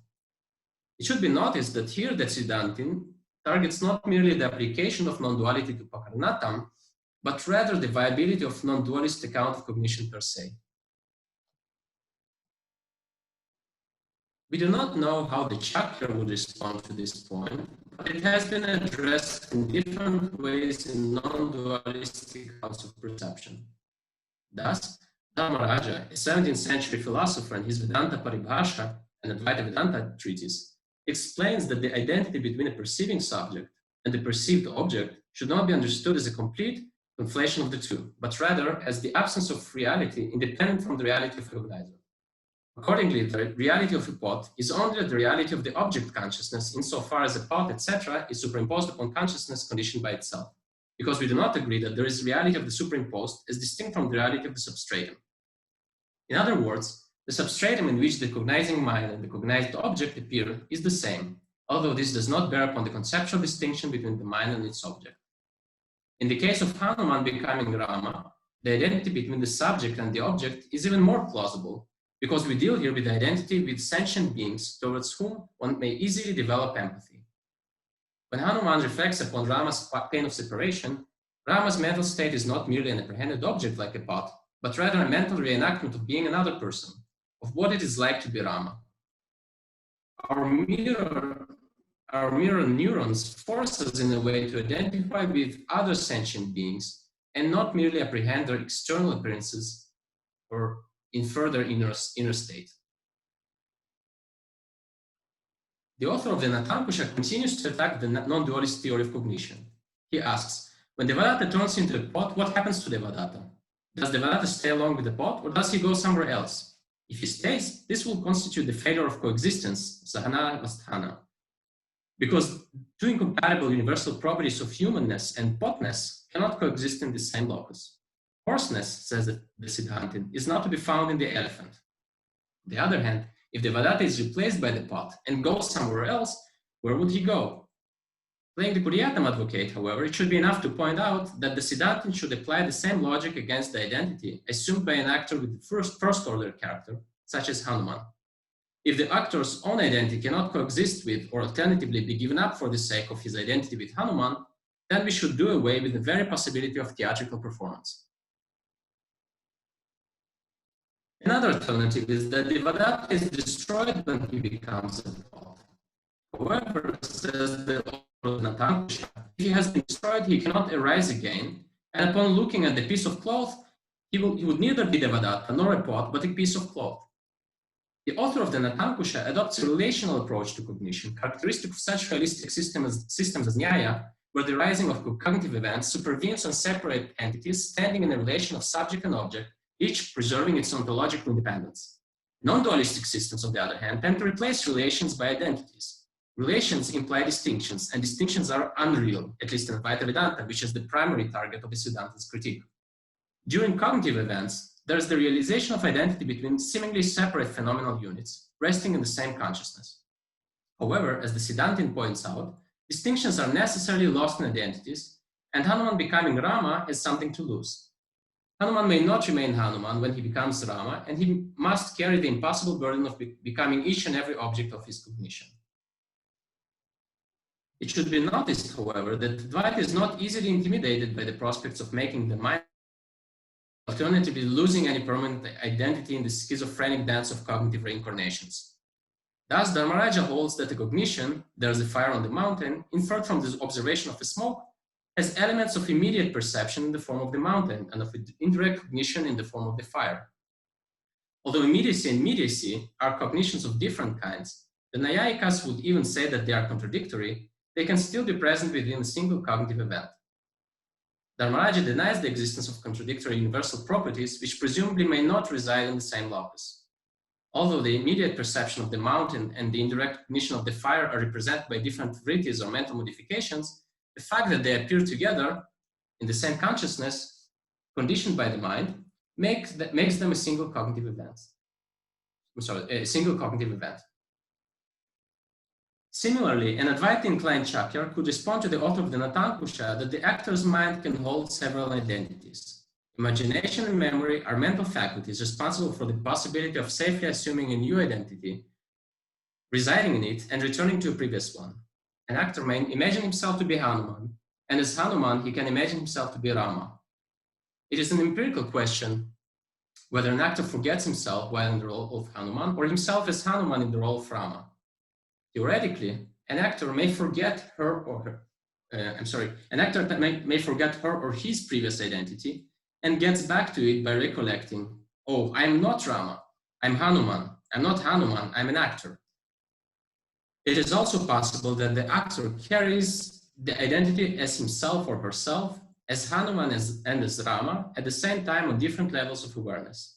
What is important is that an identity between the characters is established not because Hanuman and Rama are distinguishable or the same, but on the basis of the same mind, which imagines what it is like to be Hanuman or Rama. And if what the Advaita Vedantins and Lacanian psychoanalysts say about the function of the ego is true, then the actor's so-called identity with herself is no less imaginary than her identity with the Ramayana heroes. So getting to the conclusion. In his illuminating and rich article on the poetics of Kuryatam, David Schumann argues that despite the Kashmiri aesthetical terminology used among the performers and scholars of Kuryatam, almost nothing links the aesthetic system of Bhattanayaka and Abhinavagupta with the complex, heavily localized, and largely anteriorized world of Kuryatam. On the other hand, Schumann suggests strong Advaita Vedanta intuitions materialized in Kuryatam. Among these can be found the erasure of subject-object distinction and the interplay between the reality and the illusion, such that the spectator constantly wonders, what is real? Is it or is it not real? These Advaitian elements are undeniable, and the fact that the author of the Natankusha explicitly targets the Advaita theory of perception while criticizing Pakarnatam is an additional evidence for the connection.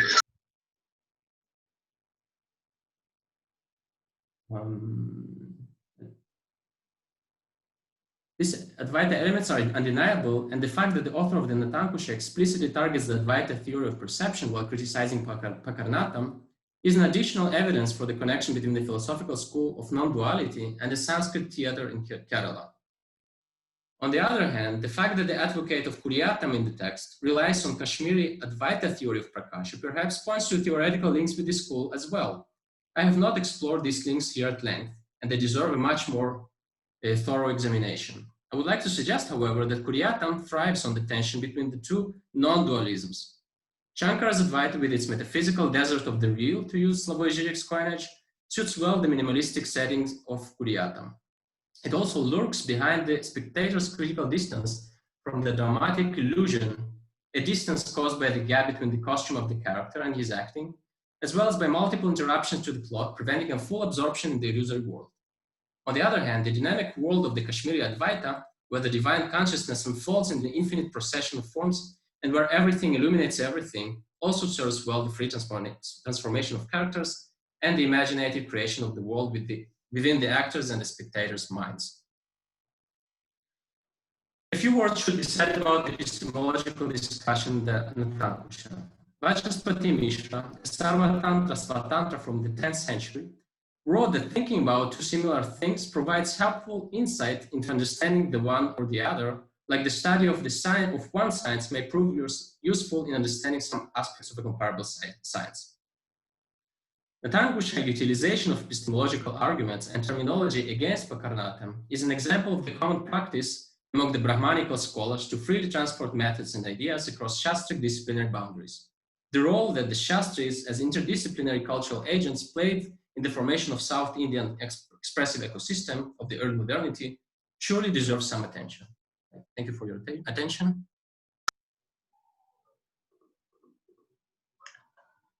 Wow, that was fascinating. Thank you so much, Dima. So we have a few minutes for an open discussion. So please ask all the questions you have. And I remind you again, at the end of the day, we'll have a full hour for that. So don't worry if you won't have the time.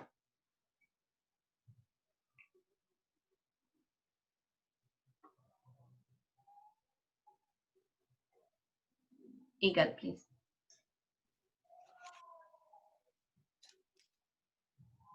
Igal is only clapping hands.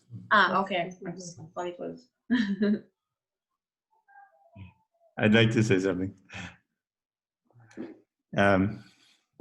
First of all, Dima, thanks. It's a fantastic talk, and it weaves together the Netankusha reading with the Dharmaraja materials that we read in a very subtle and beautiful way.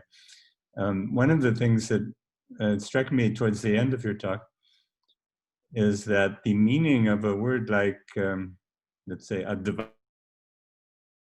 or unity has changed. It doesn't mean what we thought it meant, perhaps, in earlier forms of the Advaita Vedanta, for example. It seems, according to what you're saying, both in Dharmaraja and possibly in the implicit practice of the Kuriyatam world, it seems to imply a kind of multi-channel awareness, which includes within it things like potential contradictions, logical dissonance, things that exist on in some space in, let us say, for example, a human mind. This is the unity that seems to belong to like any human being that we've ever met. You think about the way the mind works. And it's a different notion than the idea, the classical notion that if you can only grasp that underlying unity of the universe and all of that, then the empirical person will disappear. In this sense, it also resonates beautifully with the previous paper.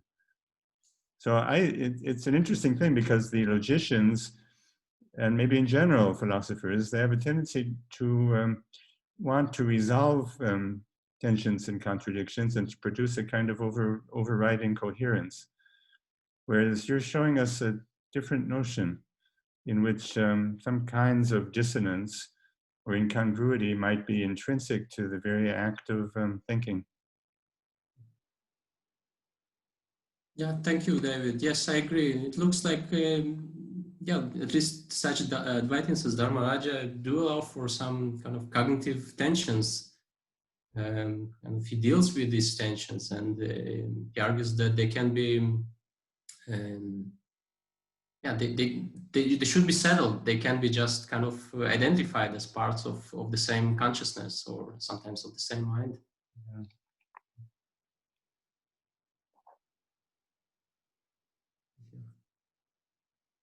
Yes, Elisa.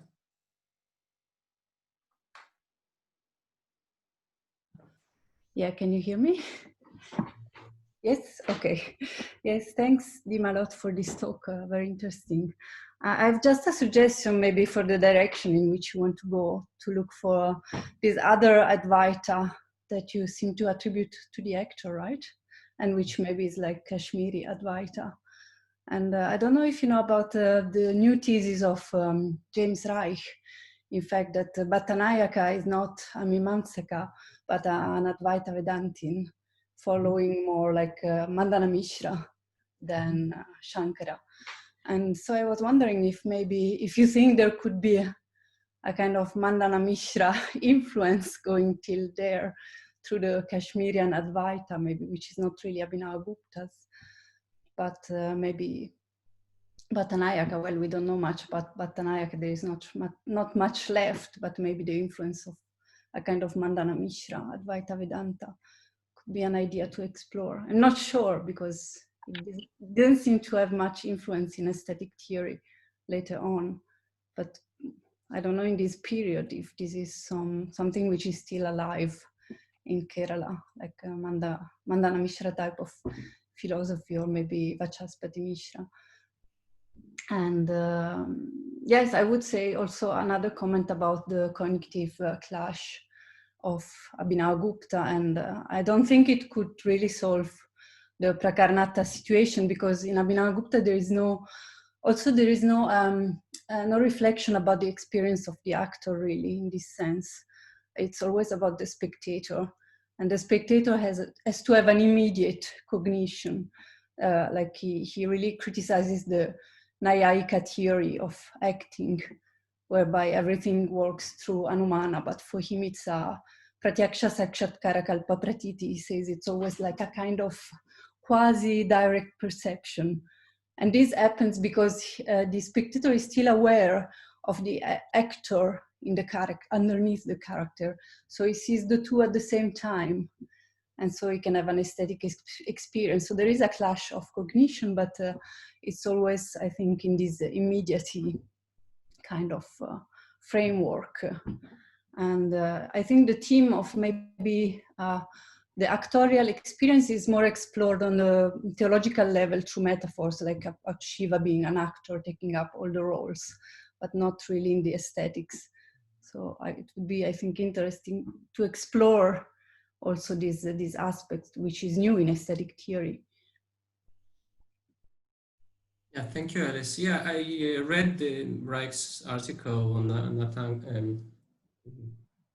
Bhattanayaka, I'm sorry.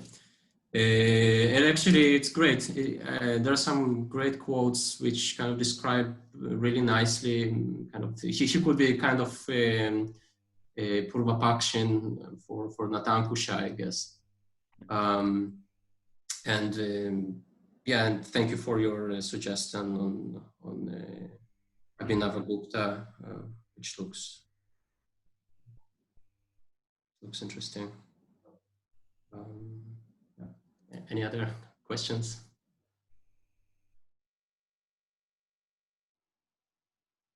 I think maybe it was a bit complex. People need to warm up a little bit and think about it. So I have some questions, but I think I will ask you later because I need to think about them. So now let's move on to our next speaker, who is Khemdat Salai, who also organized this workshop. The title of her talk is The Ultimate Self-Awareness, Tracing a Sense of Self in the Manifesting God. At the Hebrew University of Jerusalem in the Department of Asian Studies, working on Sanskrit and Malayalam literature. She is interested in cultural expression of devotion in theater as well as in literature, through which she strives to understand the relationship between gods, goddesses, and the human. Khemdat sets the analysis of written and oral text at the heart of her methodology, and especially likes to tell the stories they convey. And before she'll start, I see new people joined us. I know I repeated like a mantra, but we have all the handouts on a link in the chat box. So please, Khemdat.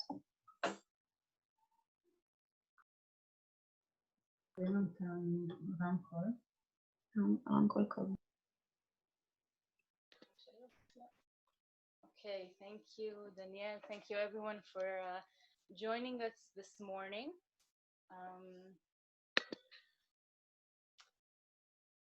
So So the following talk. Your voice is very soft. Okay, can you hear me better now? Is it better? No.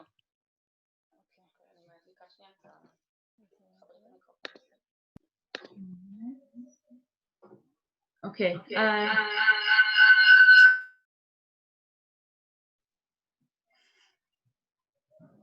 זהו. עכשיו צריך לעבוד יותר טוב. Can you hear me better now? Good.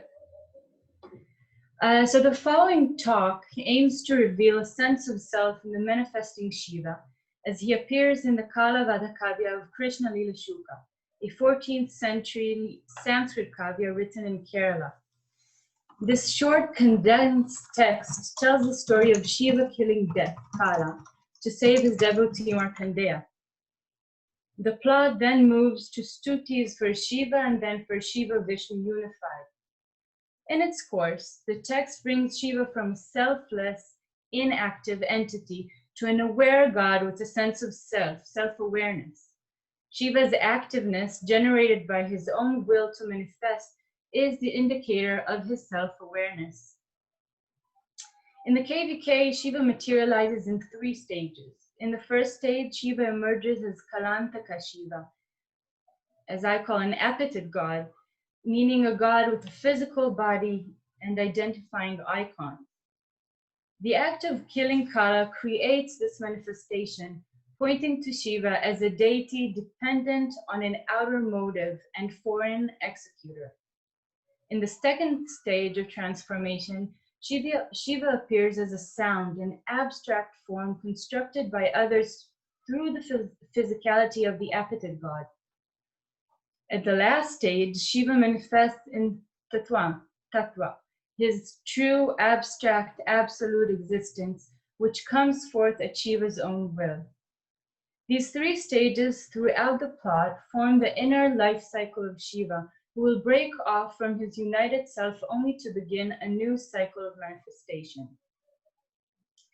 In order to explore the idea of the self-aware active God, I will first introduce the dynamic of the manifestation of Shiva as shown by Don Hendelman in Myths of Murugan, Asymmetry and Hierarchy in South Indian Puranic Cosmology. In this chapter, Hendelman observes that, and I quote, the evolution of divinity in this myth is the movement from the lower order reflective to the higher order reflexive, a metamorphosis of self-realization that is integral to a deity who encompasses the cosmos in his being. To our matter, Hendelman points out 2 essential features of Shiva's manifestation. The first is the god's reflectivity. When Shiva, when Shiva is responsive to a bhakta's trigger, he is reflective. When he is aware of himself, he is a reflexive entity. Hendelman interprets this inner dynamic of Shiva in terms of hierarchy. The reflective god dissolves towards his bhaktas and experiences some loss, he descends. The aware god, on the other hand, is transcendent and is distant from his devotees. Put differently, the more Shiva is aware of his selfhood, the more reflexive he is and more abstract he becomes. When reading the KVK, the Kala Vadakavya, it is evident that Shiva abides this hierarchy, but rather than being a ranking of divinity, the poet introduces this dynamic as stages in Shiva's internal life cycle. Thus, different godly appearances do not compete. Instead, they form a spectrum of divine expressions that nourish each other.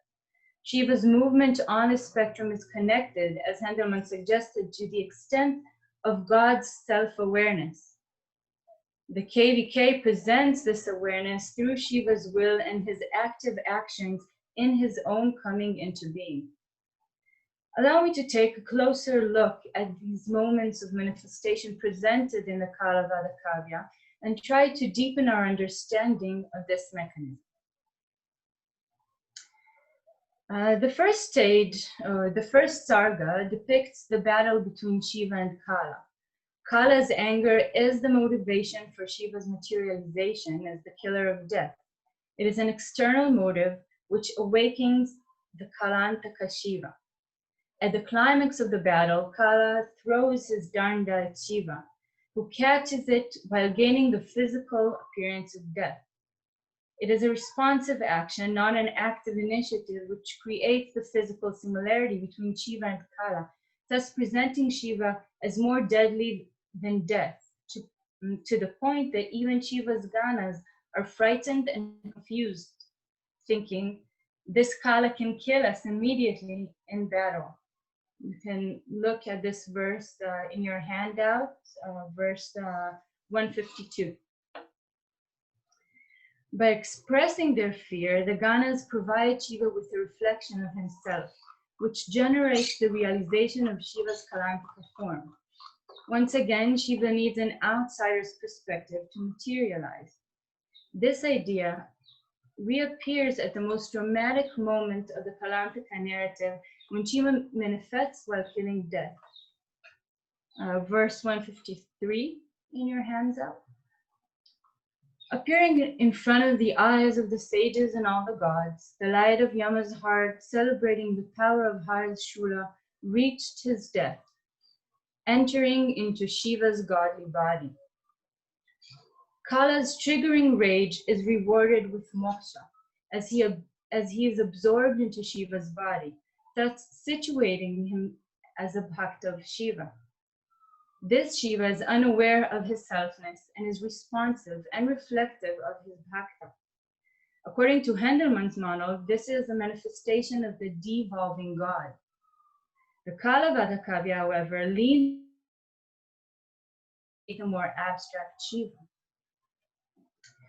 Once Shiva is manifested as Kalantaka, he is praised by Vishnu, who is a collaborator of this heroic moment. Vishnu praises Shiva as a god of contradictions while explicating the philosophical ideas already implied in the first sarga. For example, that dying in the hands of Shiva is the ultimate grace. You can see verse 2.5 in your handout. When Vishnu finishes his stuti, the other gods who were witnesses start their own praise to both Shiva and Vishnu as one unified god.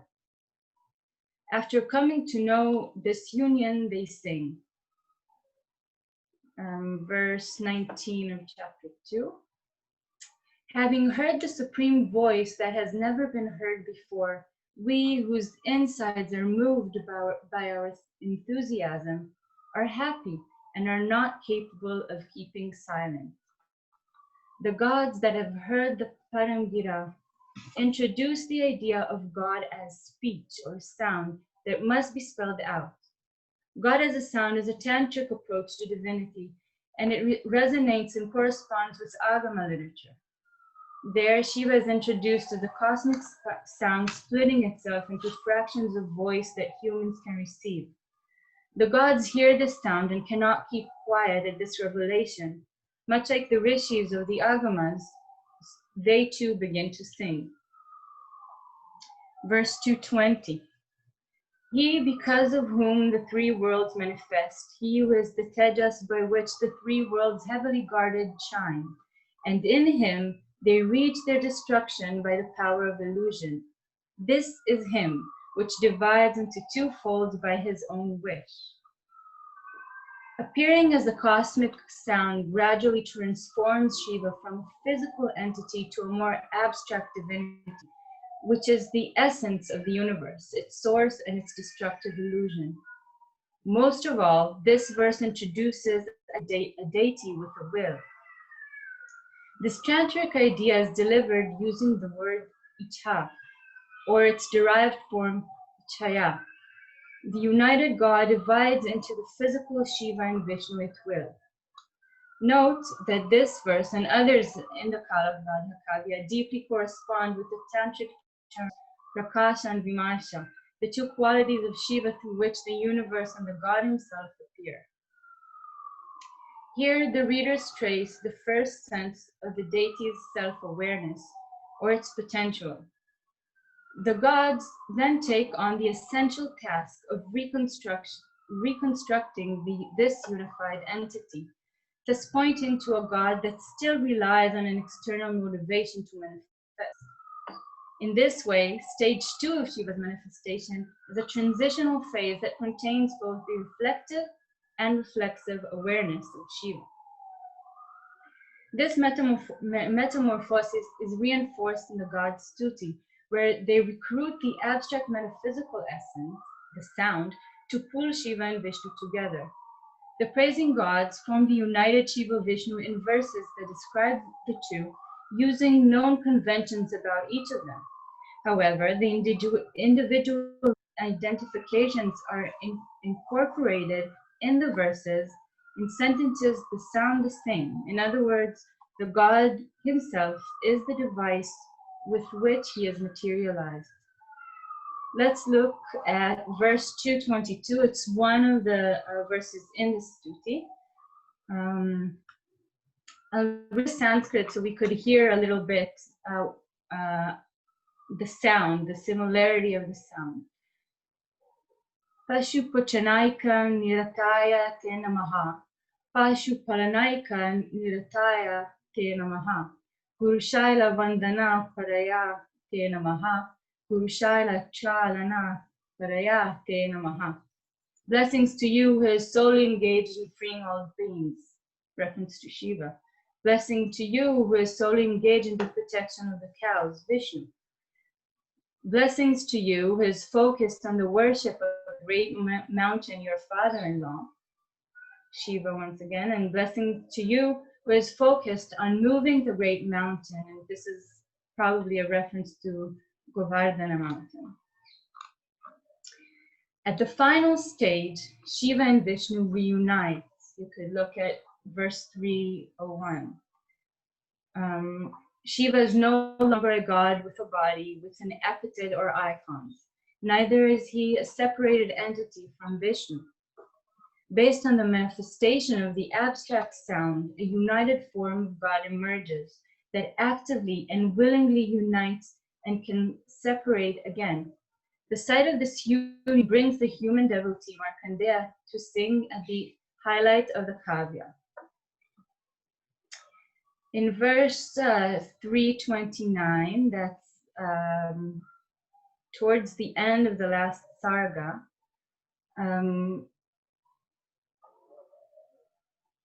we see at the end, on the end of Markandeya's stuti, we see this verse. While Markandeya, chief of Munis, was praising, the true state of Shiva manifested. This state has no divisions. It is dense with the greater compassion, and whose body is all light, was shining in all directions in front of him. Then the duality played again. The sage, considering himself as one who arrived at the path of nirvana, obtained a mixture of the greatest joys. He stuttered because of his Notice that Markandeya's stuttering is caused by bhavavedai, the different emotions arising in him while learning the secret of the divine inner dynamic. This very same blend could also mean the many forms of existence of Shiva.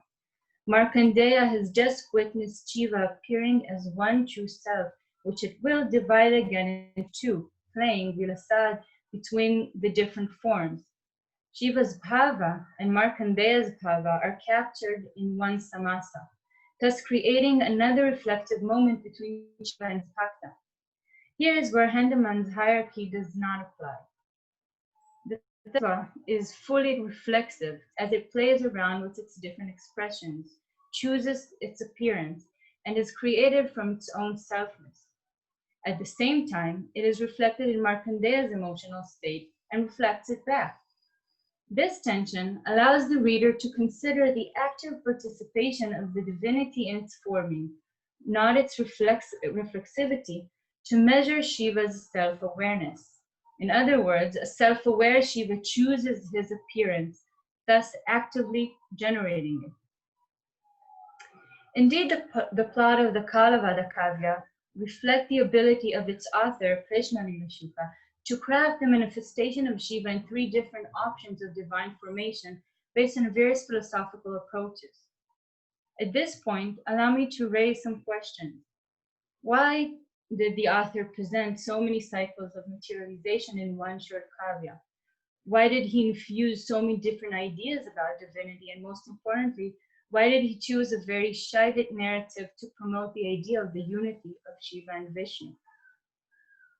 The very last verse provides a possible motivation. In this verse, the readers come to learn that the deity chose to fix itself in Shvetavanam, known as Tripangore, in the modern Malappuram district of Kerala. The poet pulls the readers from a narrative-based and fantastic world through the god's spaceless abstract revelation and ends the process at a place based in the reader's actual world, in an actual Kerala temple, Tripangore temple, where indeed resides Kalantaka and where local Kerala tradition places the act of defeating Kala. This additional information implies that the Kalavada Kavya acts as a kind of Sthala Purana of Tripangore temple. In this temple, like in many other Kerala temples, there is a shrine dedicated to Vishnu alongside the main Shiva Linga. Unlike the rest of South India and Kerala, the sectarian rivalry between Shaivas and Vaishnavas never developed. Thus, by presenting the Shiva-Vishnu unity, the Kalavada Kavya explains the unique Kerala phenomena, maps the temple's structure, and explains it. Nevertheless, this philosophically condensed text maps another map, as it sketches Kerala's varied philosophical atmosphere. It might function as a kind of Sthala Purana of Kerala thought and religion, and even reveal or hint at the author's self-identification. But this subject will be presented at the next workshop. Okay. So thank you so much, Khemdat. It was fascinating. We have 6 minutes for questions, so please.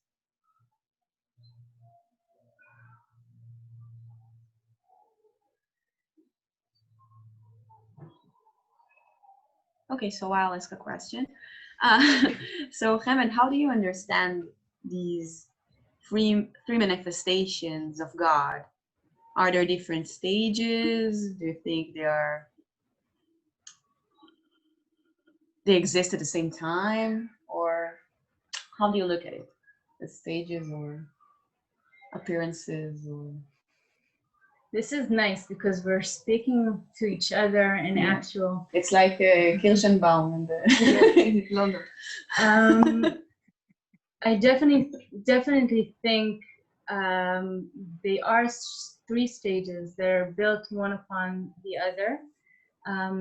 Something that contributes to the aesthetics of the poem as well. And the different poetic conventions and poetic instruments that are used in order to promote this idea of stages is very evident. One stage cannot come into realization without the first. So they build one on top of the other. And it's interesting to see that many of the ideas that the poet implies to in the first sarga, for example, they're very hinted, come very straightforward in the second sarga, when he explicitly says them and reinforces them with some kind of puzzle. Or I even thought of it as you have these crossword puzzles in the newspaper and you get the answer only the next week. This is what he's doing. The first sarga or the second sarga each are filled with a lot of hints and clues and riddles that you get the answer to, and you can judge yourself how well of a reader you were in the next sarga. I have a question. Can you hear me? Yes, yes. And that, can you hear me? Okay. So, thank you, Hamed. If I understood Naresh and Talia's talk correctly, I want to connect the two talks. So Naresh and Talia were saying that when you speak about God's sense of self, you actually can also speak about the human experience. And this is, if this is, when you don't want to speak only about Amrita, you want to speak about Visha as well. And when you speak about all these Puranas, and it's in a general way, we can ask ourselves, there are so many poems, so many adaptations of Puranas, and we can ask ourselves why people keep on telling these stories. And when you talk about the gods all the time, what do you actually say about men? And so I want to ask you about this poem, because I'm not sure it works the same in this poem. It seems very distinct, at least from your talk. It seems that it very distinctly speaks about God's different manifestations. But I want to ask you if you think it also talks about the human experience. I think that unlike what I expected, from a text that deals with overcoming death, I don't think there is much dealing with the human with the human experience or the human fear of death, and I did expect to see it. But there's another thing which I also heard in Talia's and Naresh's talk, and I think implies here as well, is the implementation of the poet's own self into the text.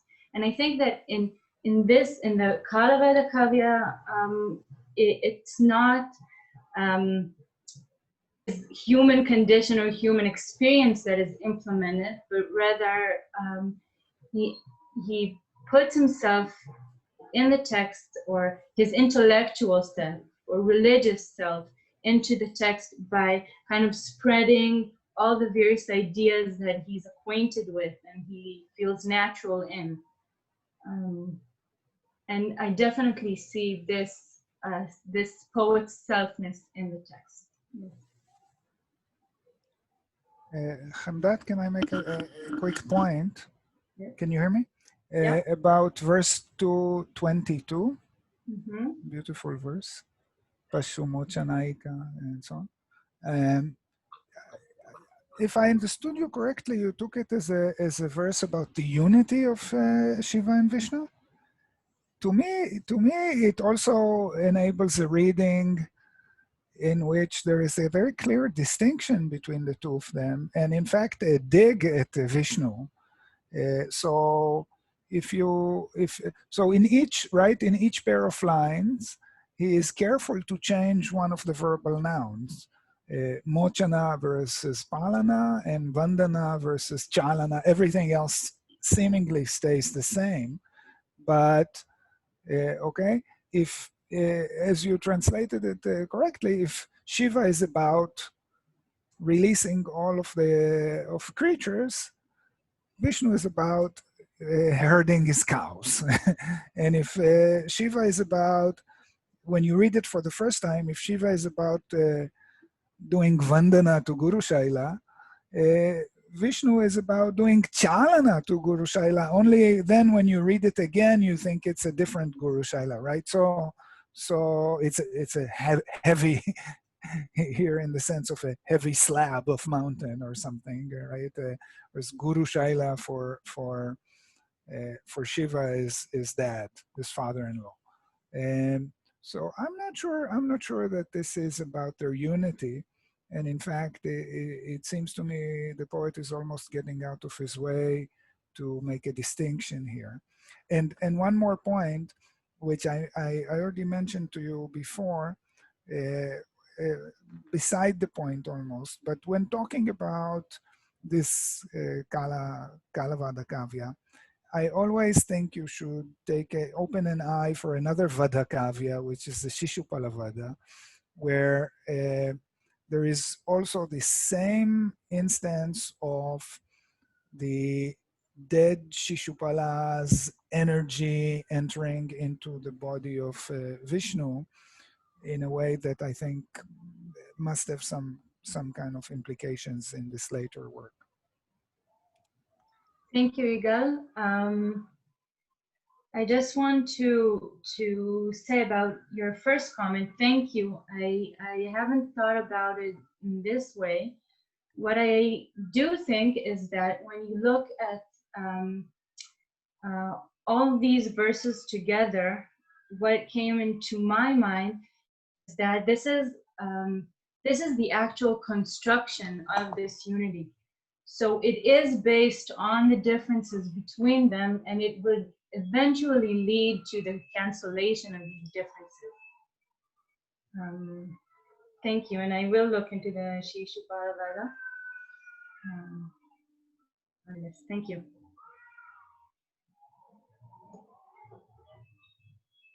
Elena. Can I will be very quick.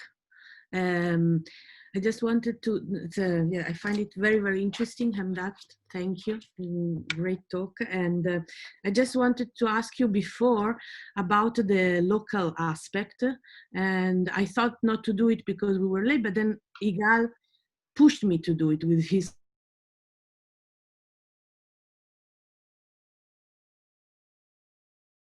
that maybe this idea of exactly this verse 22 and the idea that you don't have exactly the same God is not a way to put the two gods in as one, to present, but a kind of one clearly different from the other. But as you said, also going towards a unification or a non-conflicting co-presence might play into the idea of a localization that you mentioned at the end. No, so the kind of that we have, as you already said, this presence, this yet to be understood maybe more, but seems to be a kind of co-presence of always Shiva and Vishnu together in the temples, and this mixture and this Harihara that is there, and that we find in Kerala. And maybe in this case also is a very local idea that is there. That was what I wanted also to ask you, if you could find in the, not only at the end, but I mean, if this text has spread all along the text element that will bring us to Kerala, so to say, or if you see not only graphical, I mean also like this one, for example. It's something that disturbs me a lot because as far as I could trace, the Sanskrit is very clean. I couldn't see any Malayalam insertions in it, or but what I am looking into now is understanding the ideas that are brought in this aspect, like the localization through the ideas and not necessarily the language or other motives. Yes. Yeah. Danielle was writing to me that about the temple, but of course the temple, the name of the temple is yeah. This is what pulls us into Kerala. This is yes. This was. I think we have to close this first session now. So Danielle, close this first session, please. Okay, so we'll now have 55 minutes of recess, so we'll have time to think about it and rest a bit, because at least I need to write something down and think about it. Maybe you all need to. So we'll be back here at 12 o'clock. And thank you so much for our speakers and for those who joined us.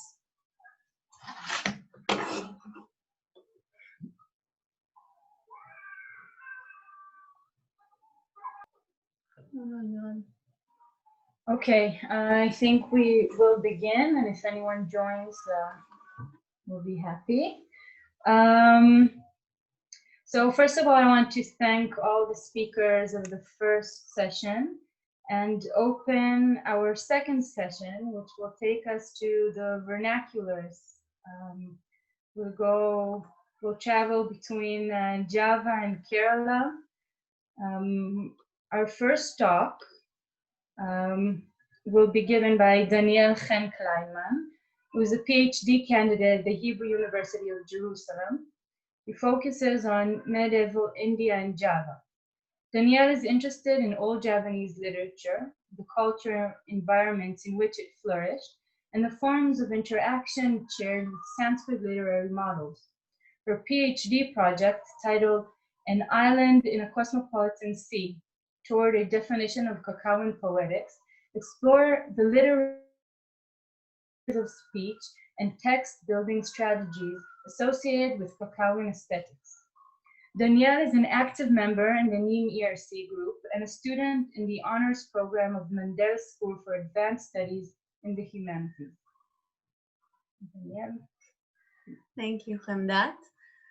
So my talk will focus on the Kakauan Sumana Santaka, one of the most fascinating and, in my personal opinion, also beautiful Kakauan compositions still exist today. As I will demonstrate in this talk, the Sumana Santaka is an extremely reflexive composition, which serves its author as a platform for the exploration of the meaning, function, and practice of Kakauan writing, and in this sense, about his own creative process and literary goals. The Sumana Santaka was written in the first half of the 13th century, in the midst of the Kadiri period of East Java, in which Kakauan reached a creative peak with the development of the literary style now called the classic Kakauan style. It is a very long Kakauan, containing over 1,100 stanzas, arranged in 103 cantos. Unfortunately, we don't know anything about its author except the few facts he himself shared with us. His name, or at least his pen name, was Monaguna, as in Maunaguna, the silent one, which is interesting in itself.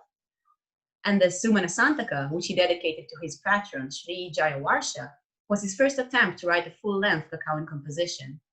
We also know a little bit about his literary background. The Sumana Santaka is highly inspired by cantos 5 till 8 of Kalidasa Raghuvamsha, which Monaguna called Ajiraghu, as in Book of Raghu. Indeed, Sumana Santaka renders the love story of King Aja and Princess Indumati, Rama's grandparents, which ended their separation over her death by a Sumana safflower. We're not sure what exactly was this flower, maybe Sumana, as in jasmine. However, it is not a translation or even a transcreation of Kalidasa's Mankavya. Instead, it is an independent composition that demonstrates parallel narrative features.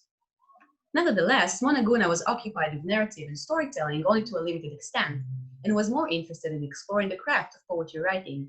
In this sense, he reflects his literary tradition. One of the most striking features of the classic Kakauan style is its reflexive and metapoetic capacities.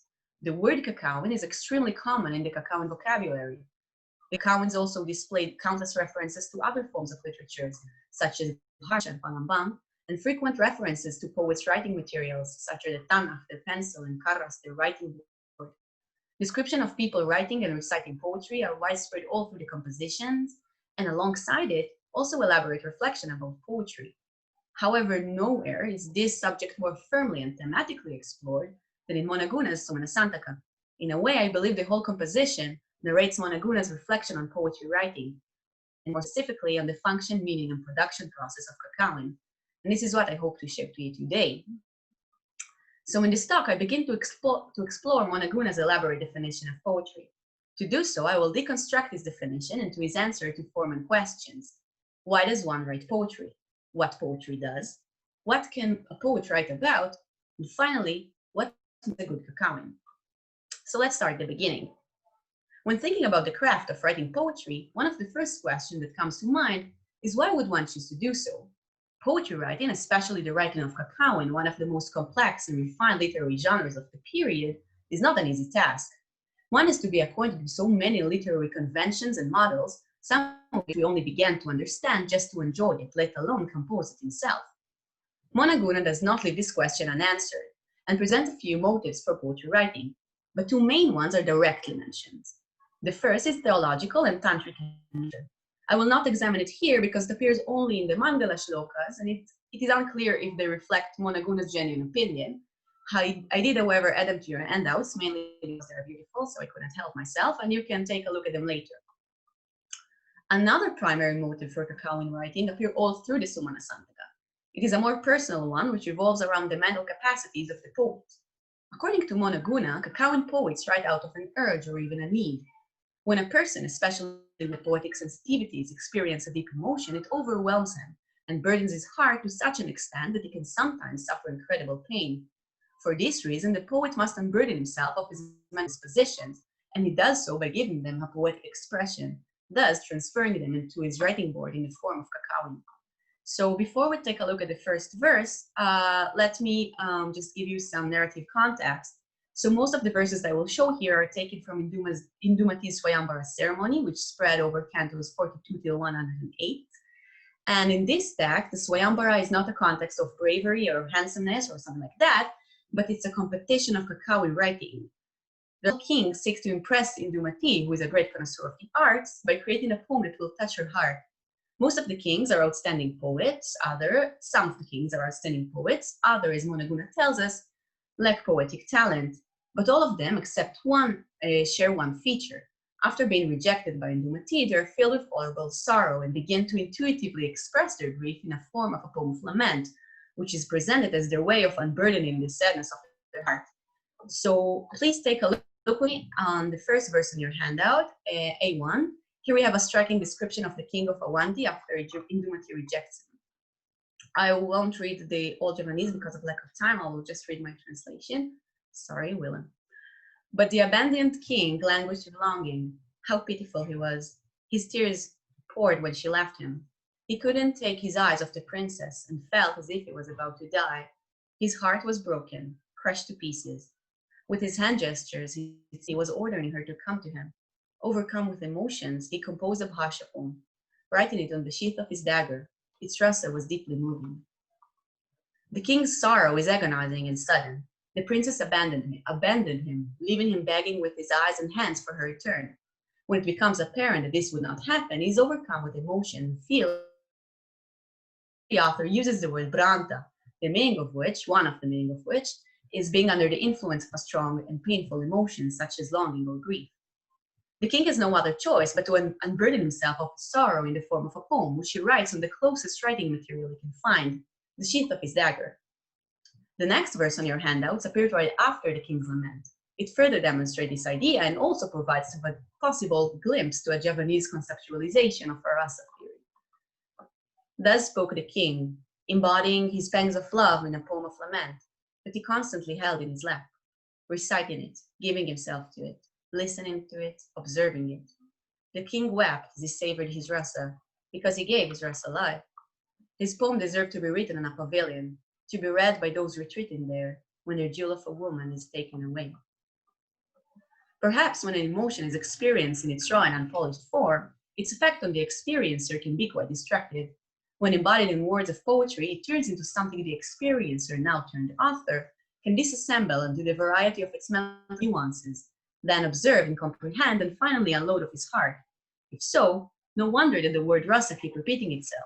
However, it seems that here it means something extremely personal and individual, far remote from Abhinavagupta's concept of universalization.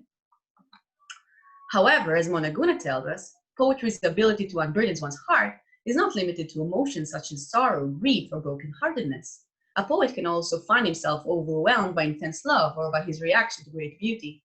Please take a look at the next verse on your handouts, in which Mona Guna tells us about the reaction of the kings to Indumati after seeing her for the first time. At once, they captured the princess with their minds, as it reflected in her many charms. Some imagined the buzzing of the bees to be her soft lament, as they would take the fearful maiden on their lap and caress her.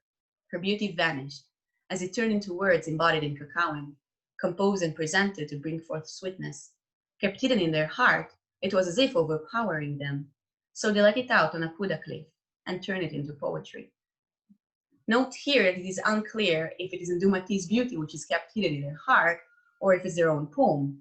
This ambiguity exists in the Old Javanese original, and I chose to keep it because I think it's intentional. So this verse further presents poetry as something instinctive, which reflects the poet's emotional urge to create. When a poet is trained and skilled enough, poetry gushes out almost unintentionally out of the raw material of his emotional disposition. I believe this romantic notion of poetry tells us more about the cultural ideal attached to it than about its actual practice. Kakaoin is a very structured and complex form of poetry. It is hard to imagine it as an entirely intuitive one-take form of poetry. Still, perhaps it tells us something about Monaguna's notion of the perfect type of poetry and its process of production. So the line we just read, her beauty vanished as it turned into words embodied in Kakaoin, leads us to Monaguna's answer to another question one might ask when trying to define Kakaoin poetry. What does it do? How does Kakaoin affect the heart of its audiences, and why do we choose to read it? Again, Monaguna suggests many possible answers, but I believe they can all be included under one overall quality of Kakaoin: its ability to capture a moment, a feeling, even a person, and freeze them in their most authentic state, to the extent that their poetic existence is as real, or even more real perhaps, than their actual one. After Aja and Ndumati are finally united, they enjoy themselves in the gardens and seashores of Java. They experience unprecedented love and delight, being fully united with each other. However, it is then when Aja is suddenly struck with horrible grief. He ponders over their possible separation in the future, over his potential fall in battle, and he agonizes over the notion that Ndumati will one day be left alone mourning his death. So Aja writes a poem that will capture his current love and affection for her, and keep her company if they would ever separate. When Ndumati regains her Apsara's form and returns to heaven, she indeed spends her days and nights reading it over and over again. My lady, this is the next verse on your handout. My lady, if your dear husband will set forth to battle, my darling, you will follow, waiting in the chariot. So he won't forget me there on the battlefield is this stream of my tears that will remind you of my love. I have entered into this Kakaoin. So weep at heart while I rest in the pavilion. If this poem I wrote for you is secret, when you would realize its rasa, I will take you on my lap, waking you up from your sleep. With his poem, Aja captures himself in his loving and cheerful current state. He turns himself into words of Kakaoin that his wife can forever cherish by reliving this exact moment each time she will read his poem. The Kakaoin turns into a perfect representation of Aja, a poetic reflection of his heart in this current moment. In this way, the couple will forever be united. It is also worth noting that this verse does not precede Aja's poem. It is his poem. We know this because the next verse begins with the word Nahan Rasa Nikam Palambam. That was the content, Rasa here I think is content, of his poem. So Aja turns himself into poetry by describing himself doing so. This demonstrates the reflexive capacity of Kakaoin and further presents it as an inherent feature of the genre. Please take a look also on the next verse on your handout. Here we have a description of Jayaluh, or Jayabashpa, Ndumati's closest attendant, while finding the poem that her separated lover Kawidosha left on her pillow. Her husband's composition, which other poets praise, laid upon a cushion. It ordered her, as if saying, "It's me, my lady, seize my words." When it asked her to read it out loud, she suddenly began to cry. Her dear husband has turned into a book, bringing forth memories that she met with tears. So now that Monaguna explained to us, and perhaps also to the inspiring Javanese poets of the 13th century, about his notion of the purpose and function of poetry, we can begin to take a closer look at his definition of Kakaoin as a literary craft. One of the broader questions one might ask is what can a poet write about? Or what would be a suitable topic for Kakaoin rendering to every form of literature, but is especially important when referring to Monaguna's Kakaoin aesthetics. One of the most striking merits of Monaguna's Sumanasaka, which has not received any scholarly attention so far, is his elaborate and complex Swabhavokti descriptions, which appear so frequently in his composition. Monaguna's use of Swabhavokti is, in my opinion, one of the most distinctive characteristics of his literary style. The object of such description can vary from a beautiful dramatic cliff on the edge of the ocean's water to a mundane market stall. Does that mean that, according to Monaguna, a Kakaoin poet can write about anything? And if so, how does this align with the Javanese concept Zutmulder termed the cult of beauty, or in the Javanese word Kalangwan? Monaguna tackled these issues with the words of an ascetic, Ajamit, along his journey to Vidarbha. This ascetic was once a Kakaoin poet in service of the court, but chose to abandon the comfort of his former lifestyle in favor of wandering the wilderness, searching for beauty. So let's take a look at the reaction of Aja, his reaction to Aja when he reaches the hermitage.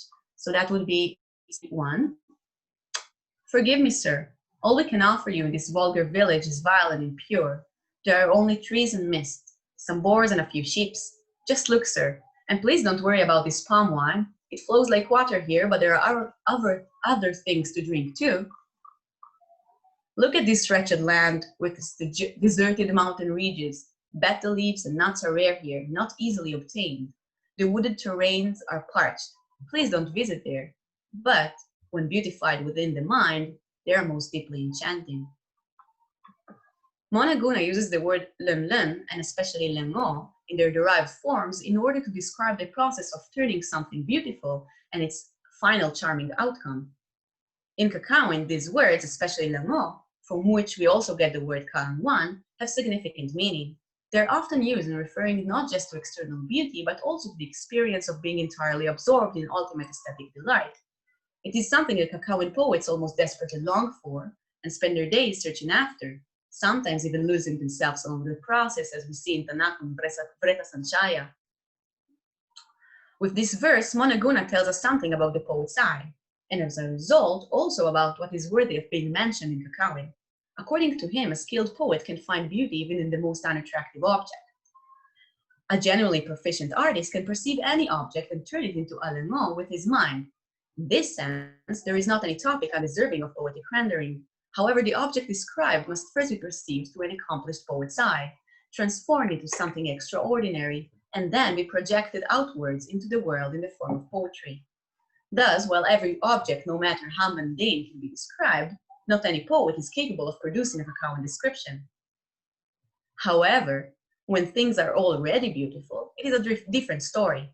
As the next verse on your handout shows, it seems like such things, or persons, are designed to be captured in Kakawin words, as if their whole existence was a poetic one. When writing about such things, the author, his object of description, and even his writing materials intertwine and absorb into each other. As a result, the object or person described become even more beautiful, as their charm is intensified by Kakawin words. So here I will help you with some literary conventions because we need to know them, but first I will read it. Her calves should be taken in his lap and filled with poems, as they lit with the light of the moon. She should wear an ear ornament sharpened by his nails, brushed on her painted lips. The beauty of her breast should be portrayed in a Kakawin wilapa, to be a place where he will sign his pen name. They will be inseparable, as the mighty king would be the most precious gems as she wears her tiara. So the first line, her calf should be taken in his lap and filled with poems, I think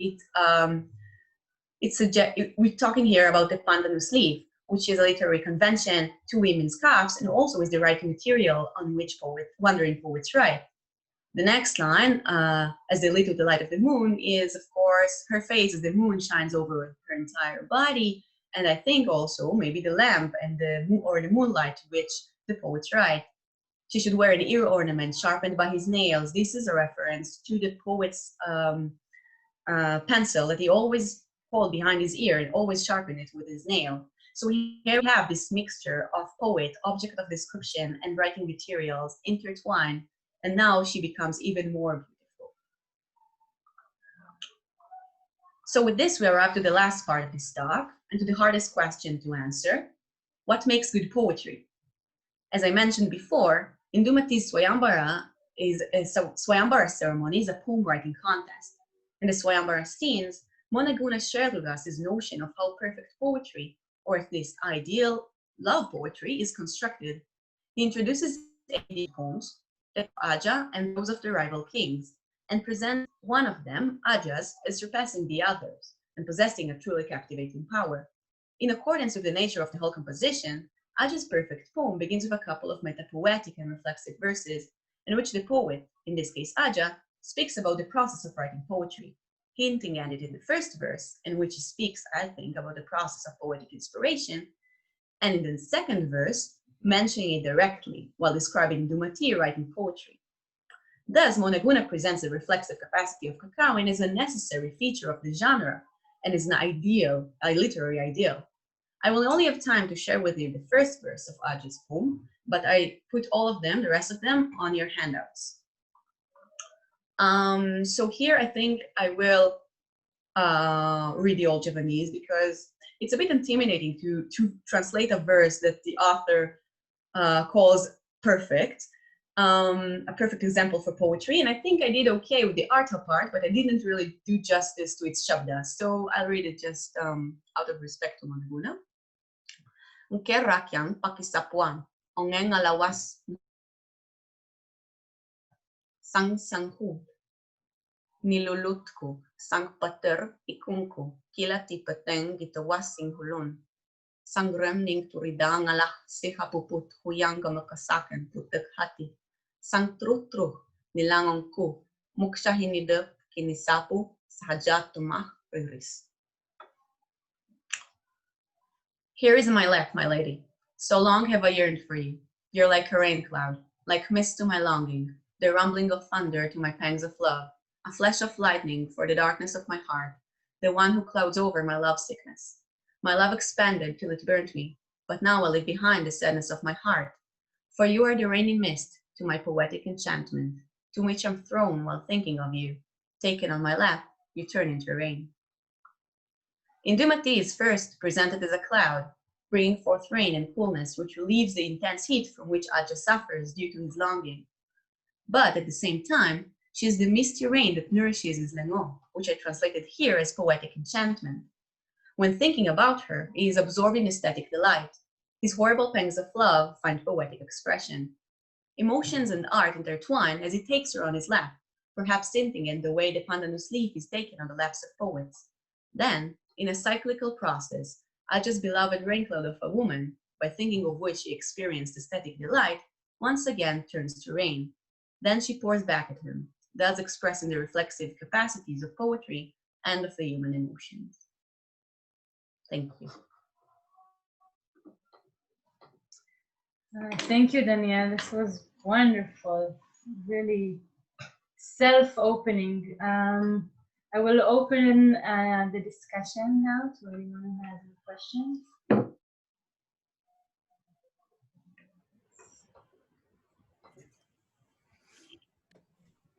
I have a small question.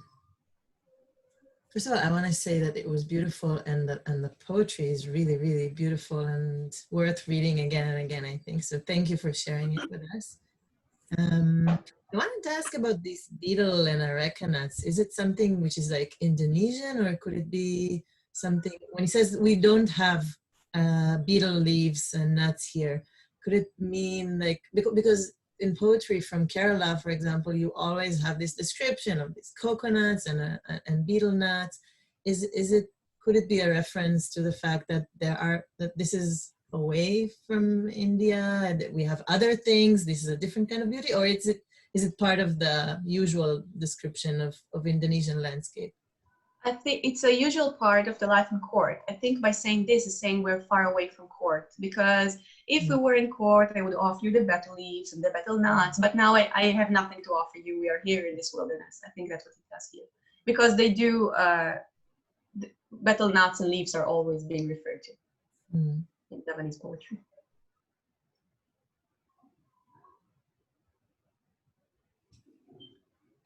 Danielle? Yeah. This was absolutely wonderful, and I would like to hear what Willem has to say about this, but I can already see how you will be revolutionizing our understanding of this poetry.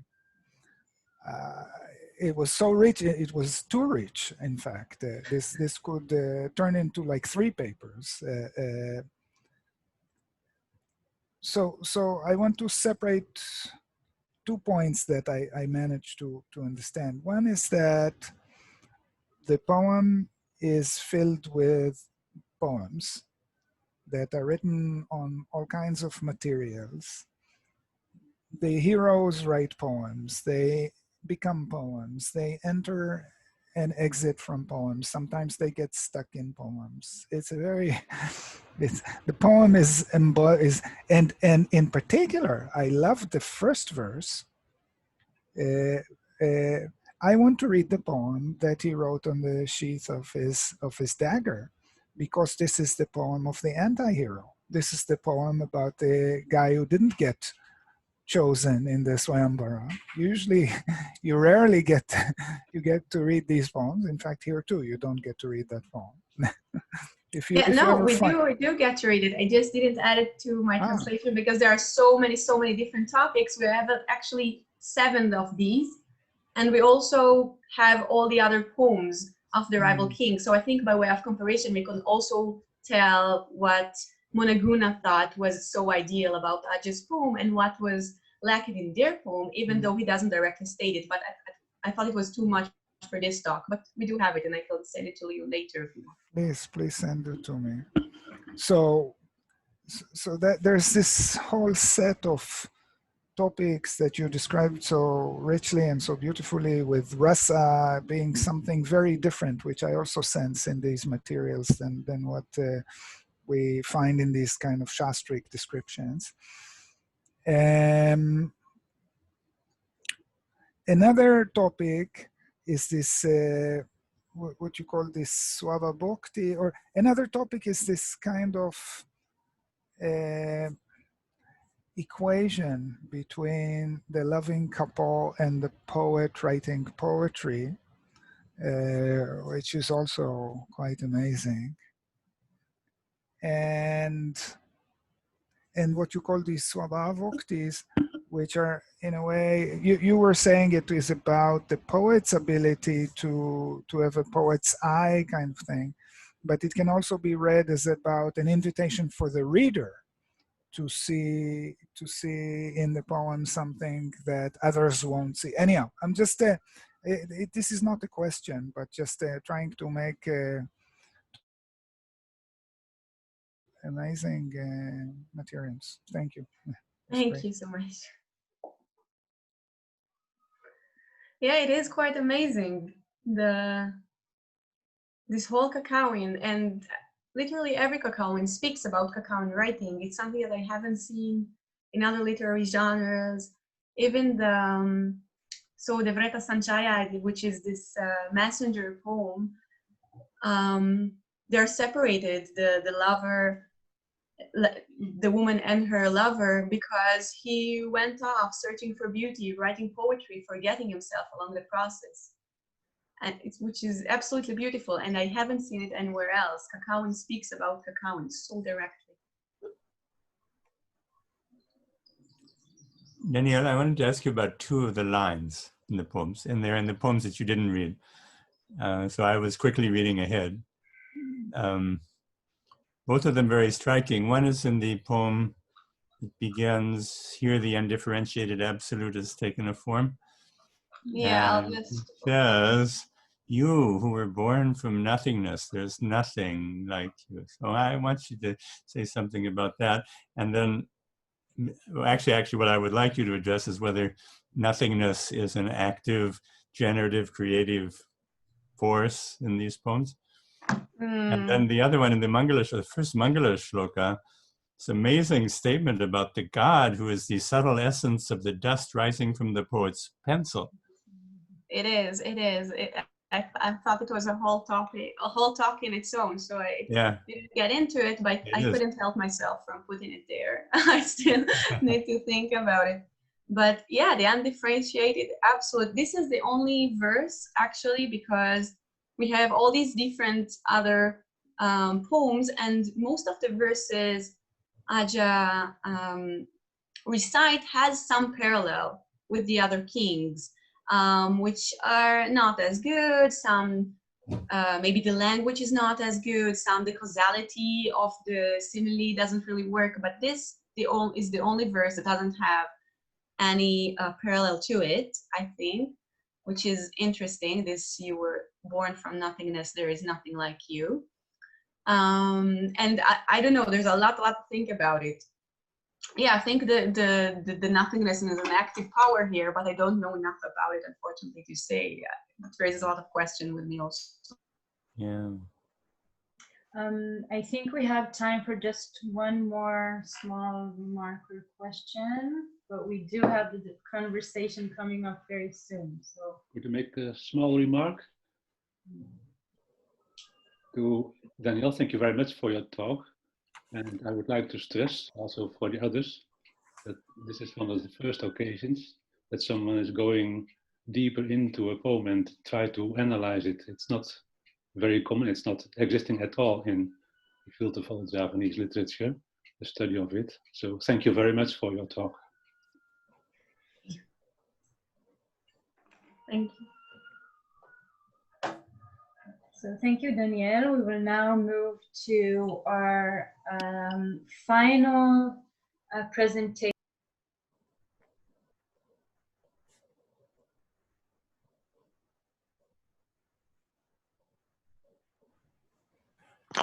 ضغطت بميوت. Okay, I was muted. Okay. So I would like to invite Sivan Goran-Arzoni for our last presentation of the workshop. Sivan has received a PhD in comparative religion from the Hebrew University of Jerusalem in 2019. Her research uses literature composed in Kerala in the pre-modern and early modern periods to study the foundation and consolidation of vernacular literary culture in South Asia. She works on poetry composed between the 14th and 17th centuries in Sanskrit and Manipravalam, a literary idiom combining Sanskrit with Kerala's spoken language. Her areas of interest include literary theory, vernacular literary cultures, South Asian poetics, Kerala's social history, and the study of women in pre-modern South Asia. She is currently a junior fellow at the Harvard Society of Fellows and is working in collaboration with the Neem ERC project at the Hebrew University. Sivan, the stage is all yours. Okay, so just a second. I was thinking that I'll share my screen, but I think it worked well with Danielle's presentation. So you all have my handout, and if on some part of the talk you feel that I'm not, like, that you're lost, just please let me know and I'll give you the verse number.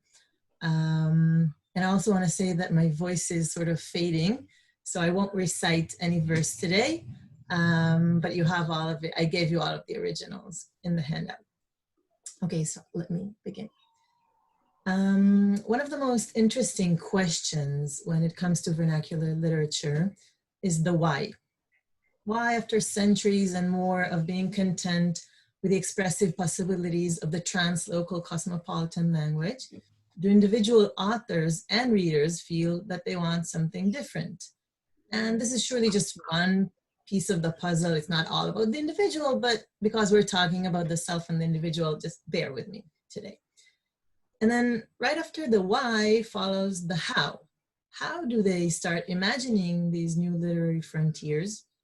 How are new genres constructed, tropes defined, audiences educated? In this short talk, I cannot possibly answer all these questions, but I do, however, want to point out to one part of the how in a specific time and place, and that the talk is inspired to a large extent by Talia's talk last year and her discussion in her dissertation of Uchavacha, high and low. So I think it's a nice Neem thing it's a nice thing that came out of these Neem discussions. So today I want to describe a somewhat similar tendency, although in a very different manifestation than in Talia's materials. And this would be in early modern Manipravalam literature.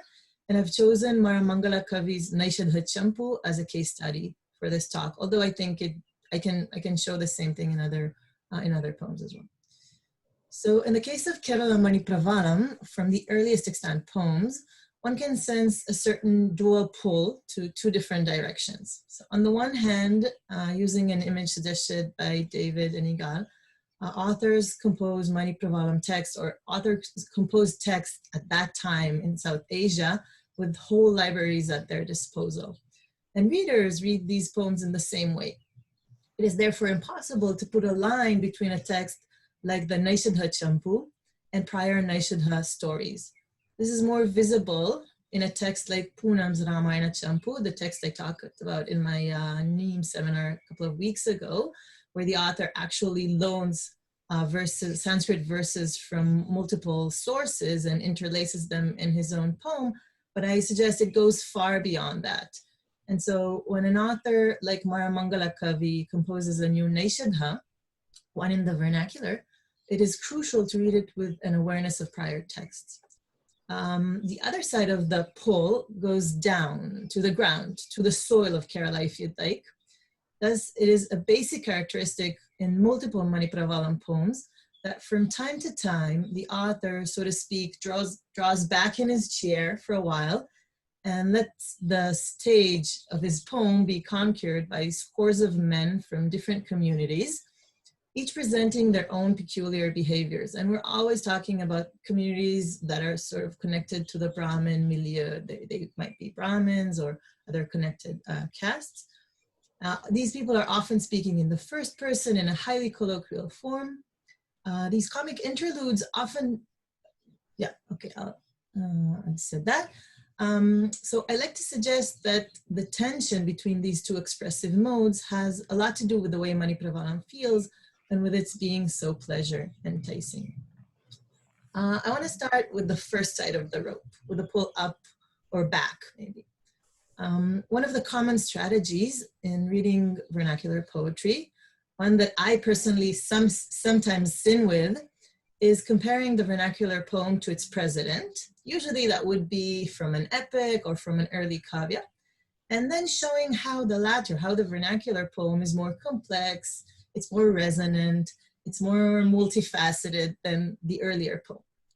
In our case today, the earlier poem being Sri Harsha's 12th century Naishadha Charitam, I cannot possibly do that.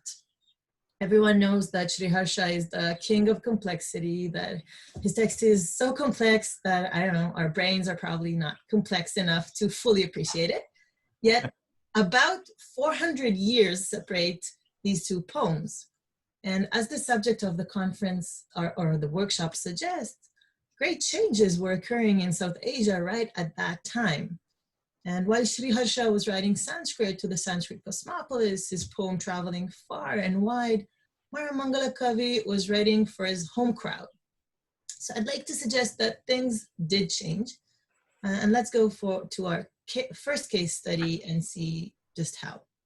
So the first piece of text that I've selected for today's talk, and you'll immediately see why, is the part where Damayanti sends her answer back to Nala with the gander, that's a male goose. And if there's anyone in the audience today who's not familiar with this tale, I'm sure all of you know, but just in case, let me say that Nala and Damayanti were a king and a princess. They madly fell in love with each other without ever meeting. And it was only language that brought them together. First by stories that they heard about each other, and then by a certain gander who was caught by Nala and embarked on a love mission. Their story is told in the Mahabharata, in the Nala Upakyana, and then numerous times again. And then in 12th century, it becomes engraved forever on the pages of the Sanskrit canon when Sri Harsha uses it as the topic of his Mahakavya Naishadha Charitam. In Sri Harsha's retelling, Damayanti is presented as a woman of words, while her unequivocal answer to the gander is that she's utterly committed to Nala and will marry no one else. And by the way, I think like Damayanti, at least I have never heard of a Damayanti who is different than that in any adaptation. So while she's always very committed and it's very clear what she thinks, the language by which she delivers her answer is by no means simple. So Sri Harsha himself uses the term aspashtam, unclear or incoherent to describe her or her language. It's complex. The gander itself, when it tries to decipher her answer, calls her Shlesha Kavi, a poet of puns.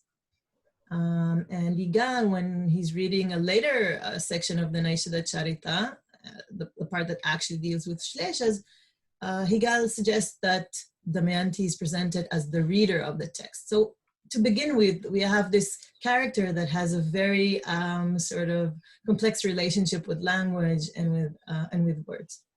Now let's go to Mara Mangala. His Damayanti is equally sure of her love to Nala and of her determination to marry him.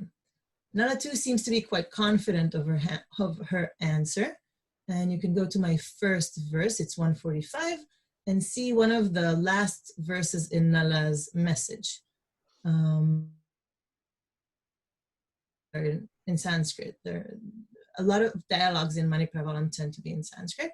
So this one as well. And he says, Ajñate hridaye mitastarunayor abhyartana nochita satyam vakyamidam mayatu viditam tatvena te manasam yatvat nityam avastitasi hridaye tat vidheyantare swasaktam chanamuncha sikshanamati snigdhena mam chetasa. And then my translation. When two youngsters don't know each other's hearts, a request is improper. So goes the saying, and it is true. Yet I know your mind inside out, because you are always there in my heart, regardless of what I do. With your mind, you won't let go of me, even for a split second. Nala then presents the kind of all-pervasive love that assumes a complete symbiosis between its two subjects. He knows what is in her mind because she's always in his mind. Damayanti's answer expresses a certain doubt in the possibility of knowing another person or even yourself to such an extent. So first of all, she can't seem to be able to find the words herself, her resolve being perforated by love's arrows. That's not on your handout. Or on your handout, she's Chitta Bhava Shara Nikara Nirdalita Dhriti. Her Dhriti is perforated. Until she becomes another woman, just says Abhavat Anya. So one of her friends, her Tori, which is said to be a manifestation of not having even a slight bodily difference from Damayanti, speaks up instead of her. And see what her friend says. This is part of the first Dandaka section in the Champu. And she says this. She has quite a lot of words, actually.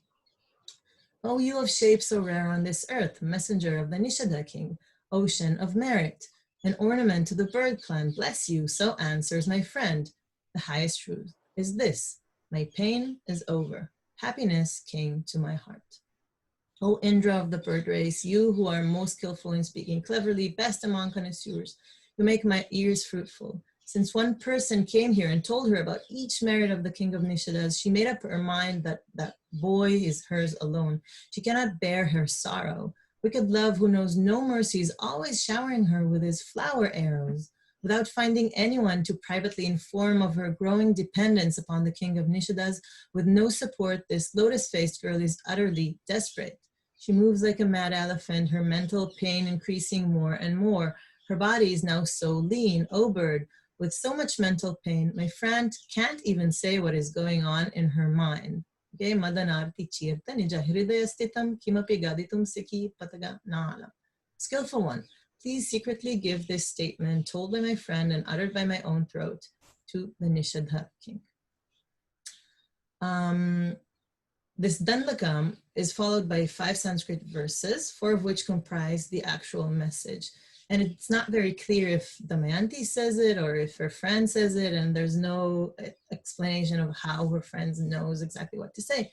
But this is the message anyway. Again in Sanskrit.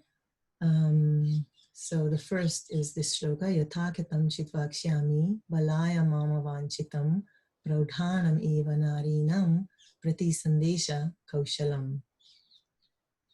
Some way or another, I'll say what I, a mere child, want. Yet skillfulness in sending back a message belongs to older women.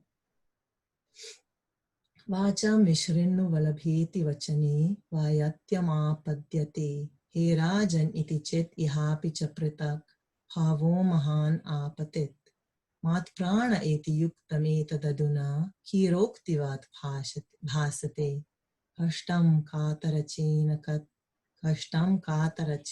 katham aham sandeshtum adyarabhe. And she says, hear my words, my dear, is somewhat immodest. O king would sound aloof. My breath of life is fine, but now it sounds repetitive. What a shame. How can I start answering you with such an agitated mind? And then she says, and I'm in 150, in case you're lost. The wise know the hearts of faraway people through reasoning. Others, even after hearing the words of those who fill their thoughts, know none. You know that my heart is always bound to you, but even though I hear your words, I still don't know your mind. And finally, your love has grown. You're now insane. I'm getting myself ready to fall into this mighty danger too. Shame abandoned me so absent-minded and went somewhere, and I abandoned my childhood, answering you like a woman. These verses talk about the difficulty of crafting an answer. On the surface, this difficulty seems to be connected to young age, since, as Damayanti says, skillfulness in sending back a message belongs to older women. Yet, there's more to it. So I'd like to know two main issues here. First, Damayanti isn't only having a hard time finding the right words. She doubts the actual possibility of knowing the minds and hearts of other people. So, I mean, what do they think and how do they feel? And by the way, if you look at the original, you can see how many times the verb chnya comes along with various terms describing the heart or the mind, like hridayam, chittam, chittas, and chitta. It's really interesting. And in a sense, there are three possible scenarios of communication that are presented here. One suggested by Nala is that when we love someone, this is exactly what Nala says. He says, I know your mind inside out because you are always there in my heart. The second scenario, and this is suggested by Damayanti as she speaks about learned people, is that they know the hearts of faraway people through reasoning, through yukti. So, you know, you can use your inference and logic to understand what other people might think. The third scenario is the one that Damayanti includes herself in. Those who, even after hearing the words of those who enter their hearts, know nothing. So even though she heard his words, she still doesn't know his thoughts. She says, Maya natu punash chittam tava jñayate. I'd like to suggest that these three scenarios reflect wider patterns in the presentation of love in early modern India. In my MA thesis, where I studied 3 late Sanskrit messenger poems from Kerala, I suggested that if Kalidasa presents a separated lover that knows and feels exactly what his faraway lover knows and feels, later poems gradually shift to a model of love that involves much more uncertainty, fear, insecurity, and distance. I want to be very clear about what I'm not saying here. It's not that love in earlier times was even depicted always as perfect or telepathic. One needs only a quick look at, you know, Sangam literature and other kinds of Sanskrit poems to know that this is not the case. What I am saying is that in the early modern period, it seems that Sanskrit poets and Sanskrit style poets were more interested than before in presenting the inner gap that separates people, manifested by our incapability of actually seeing into someone's head or heart, or of actually understanding the other and their messages to us. And note how many times these verbs like sandeshtum, sandishami appears in the verses. And therefore of actually being able to really answer or to really communicate. Damayanti thus embodies a certain lowliness of the individual, separated from other individuals by walls of thoughts and feelings. So that was the first thing I wanted to say about this first poem. The second thing is that here too, in Maramangala's poem too, Damayanti is depicted as a poet. But unlike Sri Harsha's Damayanti, a poet of puns, Maramangala Kavi's Damayanti seems to be tormented by the act of composition. Right at the very beginning of her answer, when she's looking for the right words with which to address Nala, and those would be the first words of her answer, keep in mind the vocative, the sambodhana. She can't seem to make up her mind. If she simply told him to listen to her words, dear, Acha me shrinu vallabha, she'd risk being immodest, right? Maybe it's too early to call him Vallabha. If she chose something more restrained, such as O King, E Rajan, that would be too remote. So the words Nala himself had used when he addressed her, Pranahami, my breath of life, they sound repetitive because he used them in verse 44, which you don't have on your handout. She shouldn't possibly plagiarize him, right? If one can't forge even the opening words of her text, how can she continue? In a sense, Damayanti is unable to compose the message, and so a friend who is exactly like her, a reflection of her, if you like, finally does the talking. And I have a lot more to say about this, but since it took too much time, so I want to move quickly to the other side of the rope and to a very different textual sphere, still from, of course, from the same poem.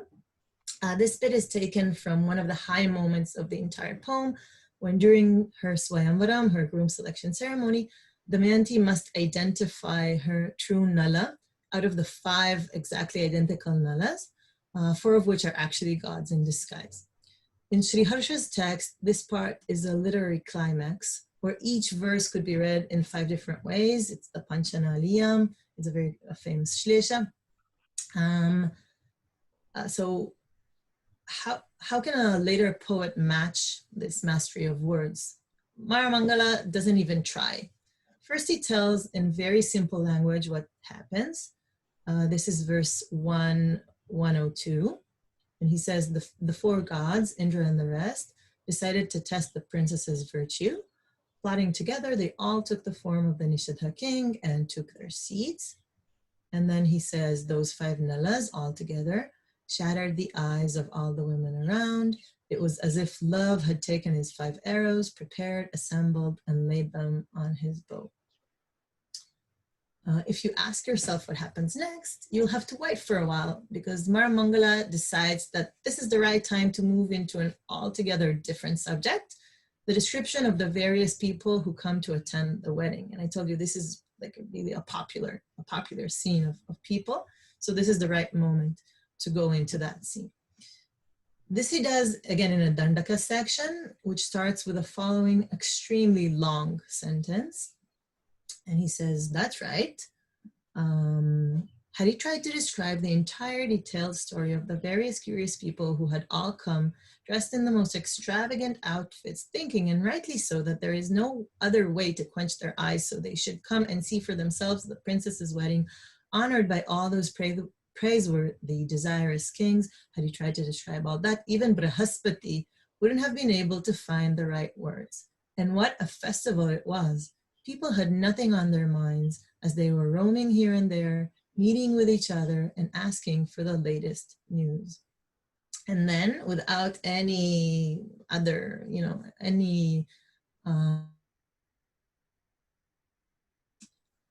hey Vasu, when did you come from up north? I've been dying to see you for how many days? It must have been 10 whole years. What a shame, because all of these worldly troubles and pressing needs, our meeting was so delayed. Narayan, when he's home, will he take the trouble of looking after the house, after the Ilam in the original? What does he know? He has no thoughts at all. As for me, I take all the worries, because that astrologer, what's his name, said that having a hair was so difficult. I got married 4 times. If you think of them all, I have 10 girls and not even a single male child. 2 of the girls have come of age. They stay at home. 2 are almost ripe enough for that. 2 just got their chaulam. Not sure exactly what chaulam is. It usually means a haircut, but I'm not sure girls used to have it when they were, I'm not sure about girls. Anyway, yesterday I fed 1 for the first time. There are 3 more. They were born on such an inauspicious time. I can't even decide on their names. Thinking about it, did I count them all? Except for lunch during the annual ancestor memorial, there is no sign of that Narayanan. I have no wealth, and yet I still owe 5,000. And then the poet says, spreading such idiocy far and wide. Don't forget that we might get some food today. We must go and leave our loincloth to reserve a seat. Hurry, we still need to take our bath and come back here. This way, these gods on earth walk here and there, carrying their wet, dirty loincloths. their sandals, cane sticks, and umbrellas, gathering for some news. And then I'm omitting some text here. There's a description of astrologers talking about the right date for the Swayamvara, again in the same sort of style. And then to fulfill the promise of my title, if you blow on them, they will fly. Looking here and there, he put some rings on his sacred thread, roaming around wealthy men. When it comes to magic, don't you have a doubt, who is there on earth but me? If you require a magic potion to get those pretty girls after you, let me tell you, kill one crow and stuff it with areca nuts, boiled for 5 days. As long as you live, none of those sweethearts are ever going to leave you. Let me give you another recipe. In the whole wide world, there's no better obedience charm than the flesh of a raw green chameleon. And who on earth doesn't know that the most effective thing is a snake's tail? Only when hardship comes, this becomes visible. Bake a leech and grind it well. If you apply it on your forehead daily, all those beauties with their dark hair will be attracted to you. There's no doubt about it. And a miraculous potion to get the wife crazy about you? How many divine potions do I have for that? This is just a taste of a much longer section, and I hope I wanted you to sort of feel the difference between these two different kinds of texts, which come completely like one after the other. So the actual selection of the groom, totally forgotten by now, is described only after an extremely long Gadyam section, where Damayanti is described from head to toe, and with verses where her nanny introduces the various kings who have all come to ask for her hands, all this in a lengthy way. If you ask yourself what actually happens at the end and how Damayanti is able to identify the real Nala, let me just say that in this version of her tale, she finds a quick solution. When she sees the 5 Nalas, Damayanti understands that, quote, to amend a calamity caused by a god, just like tears of a child spanked by his mom, only bowing to God is of help.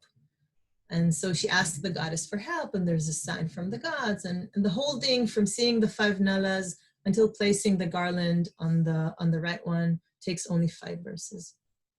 But let's come back to Vasu's friend and this problematic Narayan and to our sorcerer. Similar descriptions of men from various professions are found all over Manipravalam literature. In the earlier poems, these men are often depicted as admirers of courtesans who flock to their houses.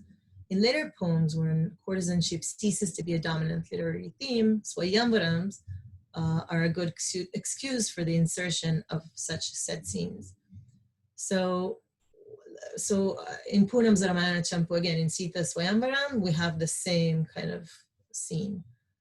These depictions are always funny and exaggerated to a certain extent. Like with the sorcerer, you feel like he chose the most disgusting things on earth to cook and to prepare.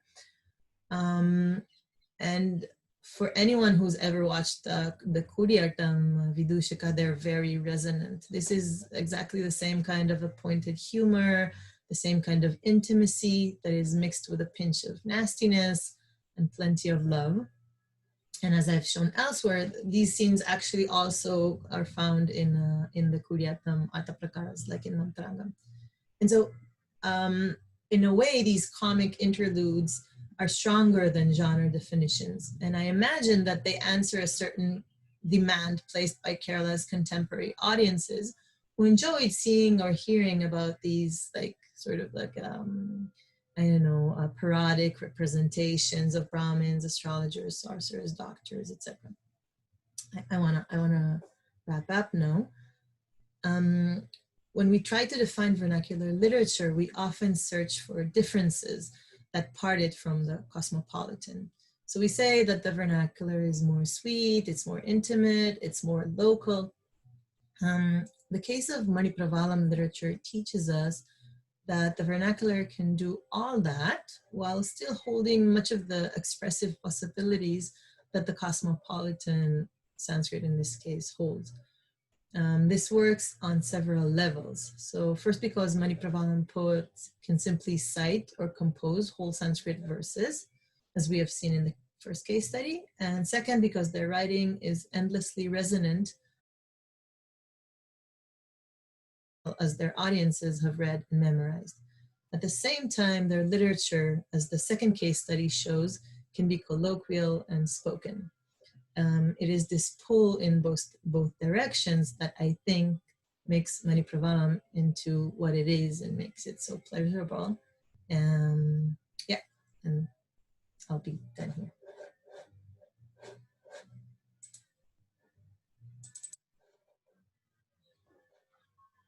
Thank you, Sivan, very, very much. Let's open for questions and remarks, and maybe just gradually flow into our discussion. Anyone would like to say something, ask something? Did I see you opened your mic? Maybe you would like to begin? Yeah, I have a lot of things to say actually about all of the presentations, but about this one, let me just say something related to Sivan's talk. It's a beautiful talk. You know, this theme, let's call it a theme about knowing what is happening in another person's mind. We've seen it more and more in the course of our readings. For example, the Nala Charitam, it's like one of the very major elements. They're constantly thinking about what, if I am X, then what does Y know about X in his relation or imagination of what Y or Z is thinking about Y or X, you know? It's a constant thing. And I think it's not accidental that that kind of thematization turns up. It's something that I would want to call extrospection. We have, you know, our interest in introspection, and there have been a lot of very fascinating materials that came up today in relation to that. I have something more to say about that as well. But I think that introspection, at least in this Neem period, does not exist divorced from extrospection, not in the sense of looking outside at the natural world, that's also maybe there, but more extrospection in the sense of trying to imagine what is happening in somebody else's mind, extrospection. And it has different vectors operating within it. On the one hand, there's a kind of notion of some kind of empathic or sympathetic knowledge, like Nala has of Damayanti, or she of him perhaps, or at least they claim that they do. That seems to be there. But on the other hand, there's some sense of a kind of walled off autonomy and integrity of the singular personal mind, which can't, just like you said, Sivan, which cannot quite bridge the gap into another person's mind. And that inspires all kinds of speculations, kind of constant attempts to figure out what the other person is thinking, but without being fully able to do it, just as we actually experience ourselves in the world naturally, you know. So I think it's very striking, the examples you gave of this kind of twinning relationship of introspection and extrospection, because they seem to go together. In a way, they're perhaps two facets of the same kind of thing, you know.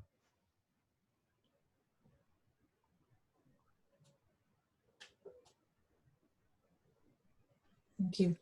And if I can add, just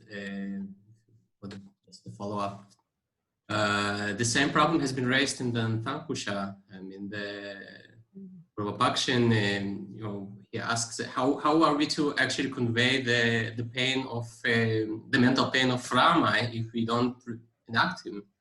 So this kind of question is being raised also there. It's really, come on, they're all interested in that. Interesting.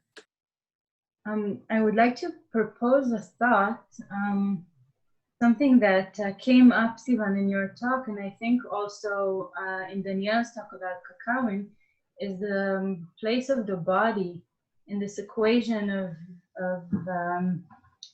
of knowing or understanding or experiencing the other. In the Kakawin, we saw that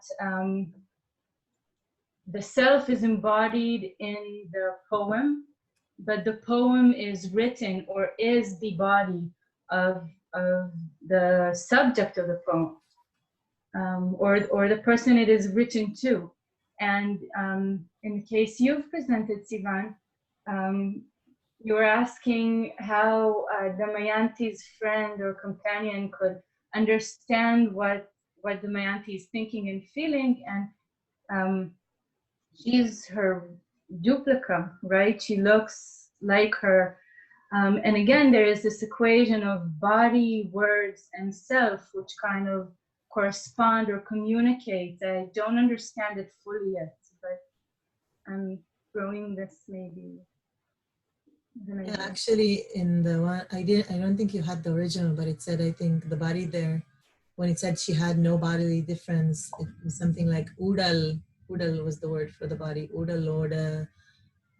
There was no Bheda. I can't remember. Like no Bheda in terms of the udal. But I was trying to look at I was trying to sort of look at Hridayam, Chetas, Chitta, Manas to try and understand what is the difference between all these things. And I think it demands more thought and maybe more examples, but it's very clear that he looks at the word Hridayam as a place. So people can go into someone else's Hridayam, and the ja, the shame has gone to some other heart. So that's something interesting, because in the text I'm working on, Hridayam also appears in this one instant, and it's also regarded to in some sort of way as a place. So it's interesting to think about it deeper. Yeah, and what you said about, it's also exactly in Kakao, and he actually uses the word awak, body.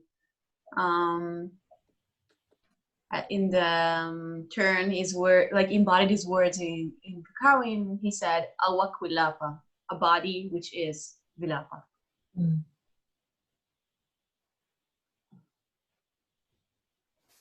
I want to oh, Naresh, you wanted to say something? I can go after you, Yukal. I wanted to say something about these two papers resonated, the last two papers resonated really well. So some thoughts that came inside this resonance. First of all, about the Dandaka sections. There are a lot of Dandaka sections in Old Javanese Kakawin, and they function in a way that is similar to what we saw in Sivan's beautiful examples. In fact, Pete Becker once compared one of these passages to, and I quote, Old Javanese rap. And Tom Hunter writes about how there is a strong connection between these, what he calls the Dandaka blocks, and performative art, especially the Wayang shadow plays. And Sivan, you were talking about Kudiata. It seems to me that it's very interesting the way these two traditions, so far from one another, use these dandakas to very similar, very similar purposes in terms of their uchavachism and in terms of their social taste and the rasa. It's fascinating. You should write about this. Two of you should write about this. So that's one thing that came to my mind when I listened to both these papers and to Sivan's papers now. And the other thing is, I was so fascinated by this verse 149, where Damayanti has a hard time to even start her poem, right? She has a hard time to even start her poem. And you analyze this so beautifully. So on the one hand, she can't be too intimate. On the other hand, she can't be too distant, right? So that's related to this theme that David spoke about extrospection, introspection, like how far are we from the two subjects? Like, are we very close? Are we very, what's the, how to, language has to be very accurate here, right? You cannot, it's very complicated. But then the third one, when she says she doesn't want to parrot, literally, right? She doesn't want to parrot what was already said. That seems to me to be a possibly also a more meta-poetic statement, and the whole thing, in fact, the whole verse. And again, the difference between here, the difference between the materials Danielle brought and these materials was striking, because in this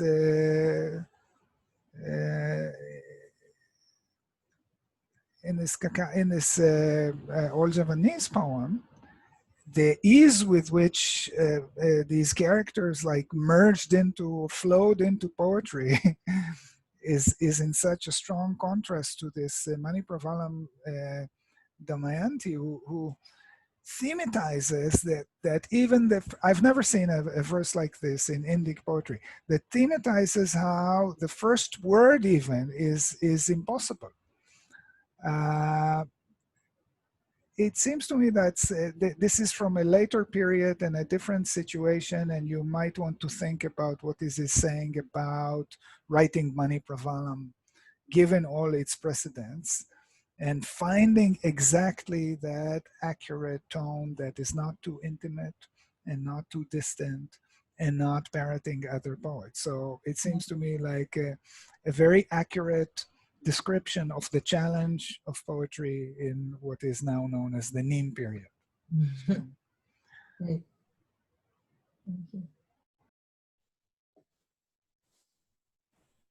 I just also want to say that this complements what you said, Igal, that when we read Maramangala, we feel that Mani Pravalam has reached a very sort of, I don't know, secure or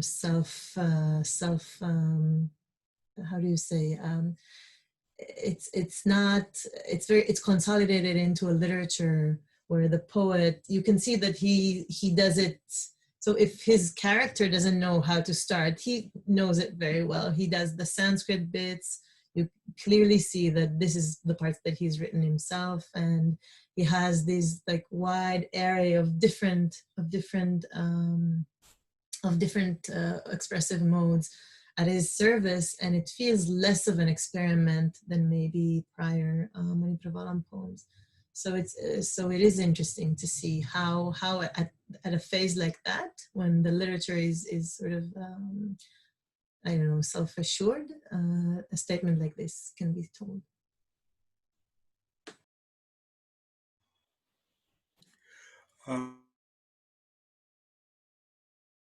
That Yigal pointed us to, number 49, and look at it slightly differently. He spoke about how she has this anxiety about merely parroting what Nala said. But could this be not just for kavya dosha concerns of punarukti, but something else? Could it be that, and here I'm going to say something that contradicts a little bit what Talia and I have thought about in the case of Nilakantha. We want to argue that he speaks for this non-partitioning of the head and the heart. But here, is it possible that Damayanti is someone who privileges experience? And she says that, I don't want to repeat your words saying, breath of my breath or best beloved, just because you said it. And I think it may be connected to all of the excerpts we give. For instance, in the earlier verse where she says, Balayaha, what kind of kaushala do I have in a pratisandesha? This skill in giving pratisandeshas belongs to the praudhas. And I think praudha here doesn't just mean an older woman. It's used in the technical term for nayikas, where you have the mugdha and the praudha. And there the praudha means the experienced one. And I suspect all the time she's speaking about experience and the difference between experience and logic, maybe. So in light of this, if we look at verse 50 and what she's saying there, it could even be a mild rebuke. And when she's addressing a certain kind of person as a pandita, it means scholars can use yukti. You can use some calculus and understand the hearts of others. from the words, but even though I'm inside your heart, I'm sorry, I don't get it. So this long distance relation doesn't work for me. WhatsApp messages sent through a gander doesn't work for me, and I have to see you. And could it be that she's kind of contrasting this direct empirical experience with just using rationalism and somehow calculating what the meaning of the stuff in the other person's heart? And could this be the contrast that that the poet is putting into Damayanti's words?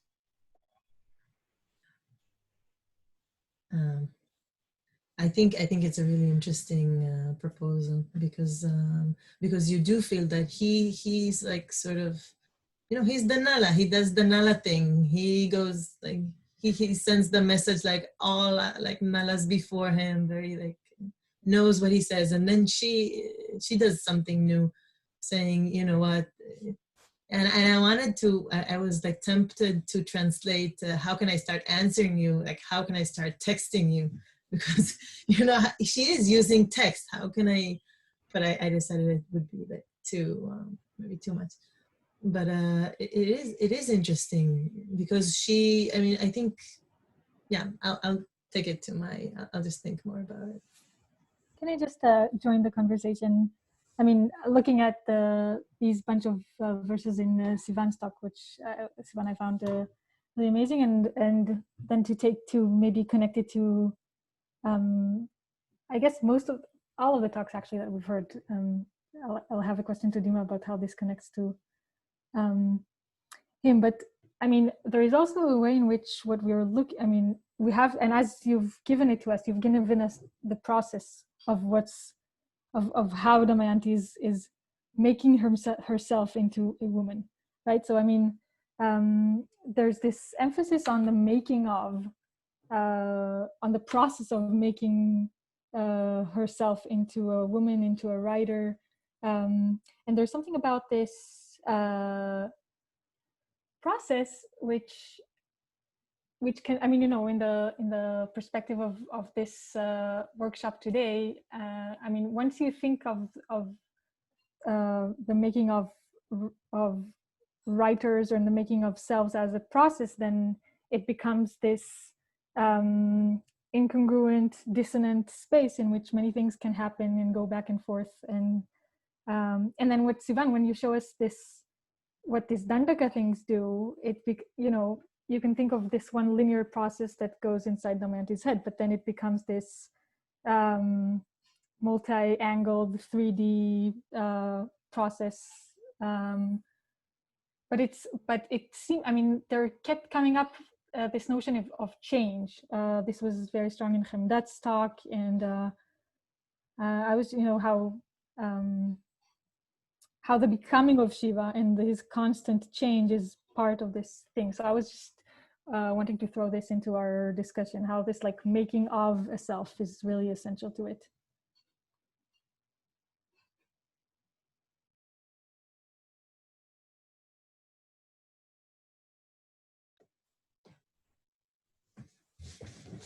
I don't know if I should still be answering everybody, even though I'm really thankful for all these thoughts, because if I can still talk, take the time. There's this in the handout when she says, I think I translated this, I'm getting myself ready to fall into this mighty danger. She uses the word sanahoyam, aho mama api paritum tasmin mahasangate. So sanaha, it's a really important word in the Lila Tilakam. I don't think it's meaningful here, but it means gearing up, or like getting ready in the sense of donning and armor or something like that. And so I think it's when you're thinking about, when you are speaking about the process, Talia, I think it's meaningful in this sense of, if we think of writer preparing for this mission of writing or answering or communicating and then doing it, and then she says, I'm falling and I'm already there, and I lost my childhood now I answered you and I'm a woman. I would like to, Talia, would you like to address and then? Yeah, I had an afterthought, but please go on. Can I respond to that? Okay, go. Your idea of this self as writer, self as whatever, being in a state of process is something that is really, really interesting, and it's really resonate to me with the text that I was reading, because when you have this poem written in context, so most of the kings are not that good of a poet, and it seems like they're pretty much forcing themselves to write. But then, after being rejected, something happens. So there is this process of, I'm not exactly sure what it is, but then when she rejects them and they are beginning to sing their poem of laments, then they are true poets. So something happened. There was indeed this process which transformed them from just kings trying to write poetry to make her love them into actual poets. I think so. Yeah, and Daniel, even in your talk, I felt it was really strong, and this has to do also with the Prabandha theme that we were all discussing. I mean, this stacking on of images on images to kind of approximate the self, or the becoming of the self, is part of the thing, right? Because it then allows you to capture something of this fleeting, constantly changing thing that is behind the pen or the thinking person. I would like maybe to suggest the idea that that when we think about the poet as the maker of the self, and it doesn't matter if it's the human self or the godly self, from the poet's perspective, his self is very powerful. It sounds a bit new age when I say it out loud, but it seems like maybe there is this interest in how the words could create a self in reality, or in the poetic reality.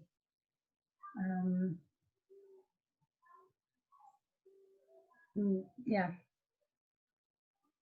Yeah, I've been thinking from the perspective of the Natan Kusha and this idea of the self as a process, and maybe the self as a performativity versus the kind of a different notion of self as just some kind of substance towards which we can, or some entity towards we can just, point towards, or I don't know, just some kind of reference or an index, right? Because Rama is not the costume of Rama. Rama is not something towards which we can point and say, this is Rama, but he's rather the way that he acts, the way that he speaks, or we can't have a cognition of Rama without without having him unfolding himself through his behavior.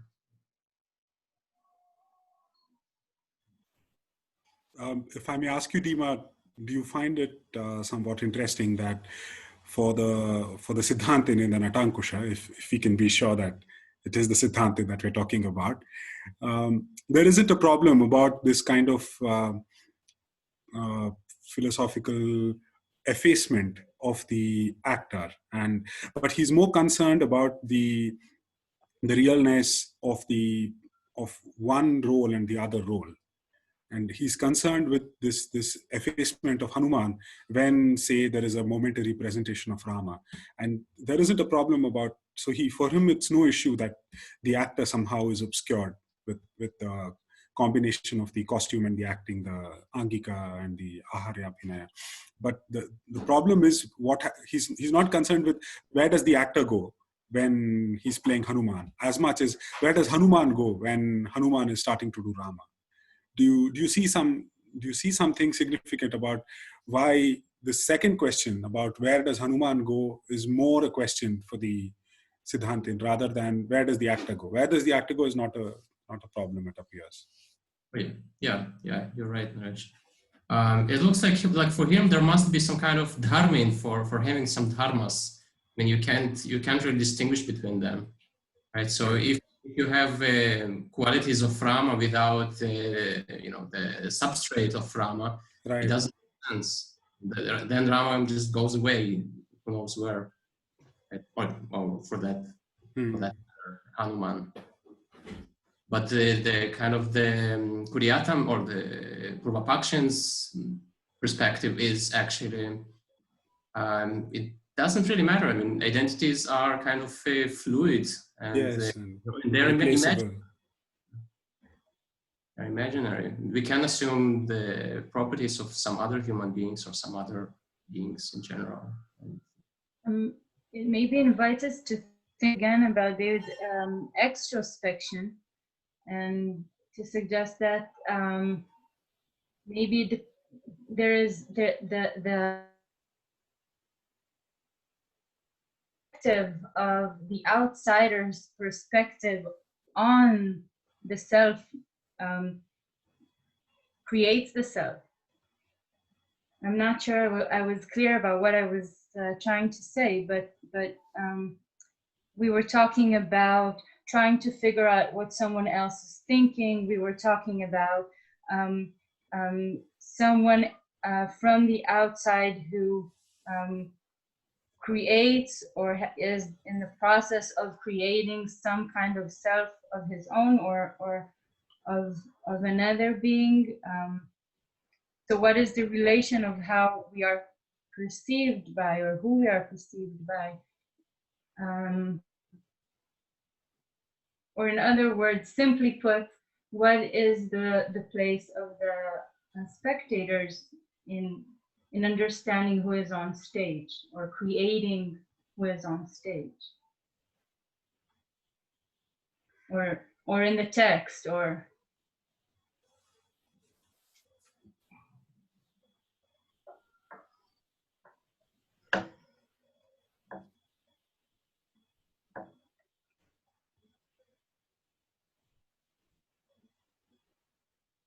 from that, I'd like to say 2 or 3 things. Actually, I have 3 things I want to say, and they're of a general relevance, I think, to all the papers. I want to say something about the word self, and something about experience, personal experience, and something about swabhavokti. So first about sense. It struck me already at the very beginning of the morning that the title that Danielle and Chemdat gave for the workshop is actually very precise and beautifully couched, because you gave it the name, the sense of self in this period, and the sense of self is not the same as the self. It's probably right to say that nobody knows what the self is. There's the great psychoanalyst Winnicott who said that the self knows much more about us than we know about it. And I think, to define a self, or even to attempt to characterize a self, it's, there's a certain amount of presumptuousness or something like that in that. But sense of self is something that people talk about all the time. And especially in these, it seems to me, rather focused and sometimes very unusual and innovative ways in the period that we're talking about in all of the South Indian cultures. So the sense of self. But what does that, how to proceed with that? Again, I want to say we don't want to try to define a new self, but we might want to rethink terms like subjective and objective, which come to our lips very easily, but may mean something rather different than what they mean in the usual sort of Western concepts of subject and object. And think of Dharmaraja. It's a little hard to know what is subjective and what is objective. And not only that, it seems to me that those words, subjective and objective, if we want to use them in an analytical mode, that is a sort of cross-cultural mode or something like that, they are not isomorphic with the words internal and external for our materials. They may overlap in some ways, but they're not isomorphic with them. By the way, there's a large, there's a huge literature, as you might expect, about self and constructions of the self and so on. This famous book by Charles Taylor. For India, Fred Smith wrote a very long book. I mean, if we're going to pursue these lines of thinking and writing and so on, we might want to read some of those materials. Okay. Now, what about personal experience? It's interesting how it came up right at the very beginning, stayed with us through all the talks, actually all of the talks. In Chemdat's case was an interesting moment when Yama actually becomes Yama by being killed and going to the Yama Mandiram, something it's an amazing idea. It's a personal experience suddenly, And then he says something about, how does it go? Shamana and the Ashamanagati. And so, I mean, there's a fantastic notion built into that. By the way, in Chemdat's text, I think it reflects a somewhat earlier period. You could see by the way the materials kind of came through that the Kalabadha Kavyam, it's perhaps 100 years before the kinds of articulations that we're seeing in the Neem period text. In any case, that notion that personal experience has a certain privilege. Let me put it like this, that personal experience is the true basis for aesthetic experience. That's something rather new. It's not entirely new, but something rather new in the South Asian context. And it also explains, I think, Narayana would have said, I believe, that it's the personal experience which underlies the new aesthetic of the Prabandham text. He's thinking about the Telugu text from the 16th century.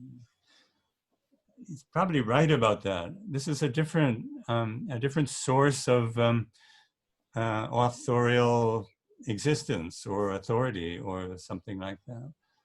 It's a different aesthesis, and it's worth exploring and trying to give it a kind of deeper and more ramified characterization. Fascinating, by the way, to see it in Java, because I mean, listening to Daniel, on the one hand, you have the sense of this marvelously other, slightly removed and incredibly, I don't know what that sort of thing, incredibly, charming and attractive and really more than that, ensorceling place, something different. On the other hand, you have a sense that it's very much a part of the kind of thematic ranges that we've been interested in the Neem case. It's really part of a single world. So think about humanization and above all the personal and individual experiences, not only as interesting in their own rights or in relation to the sense of self, but as the underlying, perhaps not explicit basis for aesthetic theory or something like that. And then Swabhavokti, I mean, all of you probably know this. I think Swabhavokti is the most understudied of all the great alankars. And it really, we should be trying to write a kind of history of Swabhavokti because it undergoes very powerful changes. They're all understudied.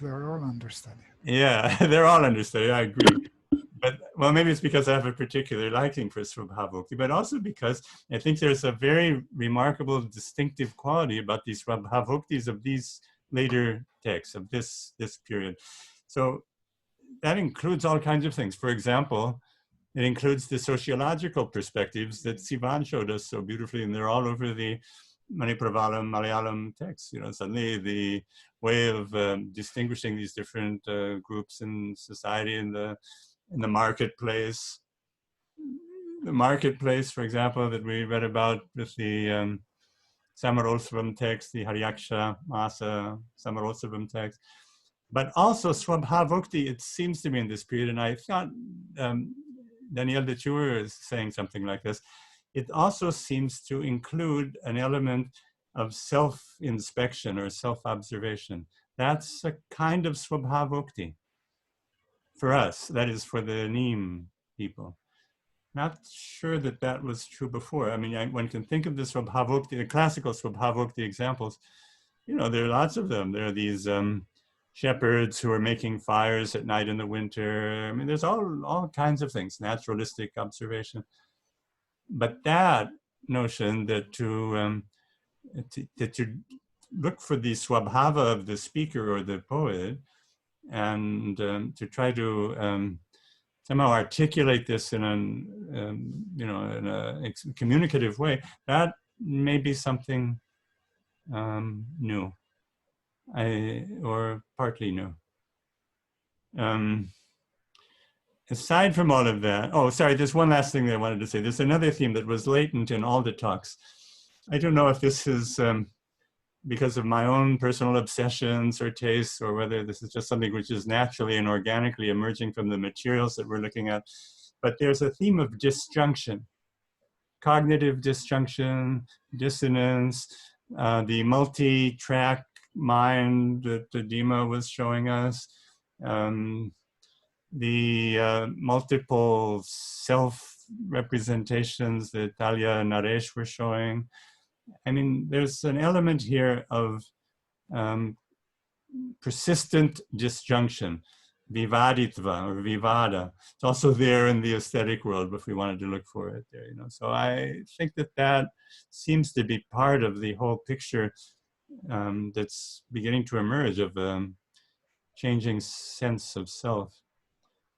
It was a really rich day. I have to go to the dentist in a few minutes. I wanted to thank Chemdat and Danielle for putting this together, initiating it, putting it together, and it's wonderful. It makes me think that we should every few months have a workshop like this on another one of the major themes of the Neem group, some of which, you know, I mean, we need to talk about together, and then I have a list of such themes which I'd be happy to share with you. You might think of various things that would be good, because I think this has been very, very fruitful, fascinating, and I want to thank all the speakers too. That doesn't mean to close off this discussion. It's just because I have to go to the dentist. Would anyone like to say anything else? I just want to ask David for a clarification that this new characterization of the Swabhavukti that you're giving, it's a new definition. Yeah, totally. It's a new definition. It's an ukti of a new Swabhava, because I don't think we would find any verse which is this kind of autobiographical reflection or soliloquy that would be classified, that we would identify as a Swabhavukti from the conventional definition. So, you know, wait a minute. But the third example of Swabhavukti in Dandin is exactly like that. When the lover touches me, this is what I feel. Okay. So let's say, I mean, we don't want to be also too far-reaching. Yeah. There's a famous verse in the Dvanyaloka.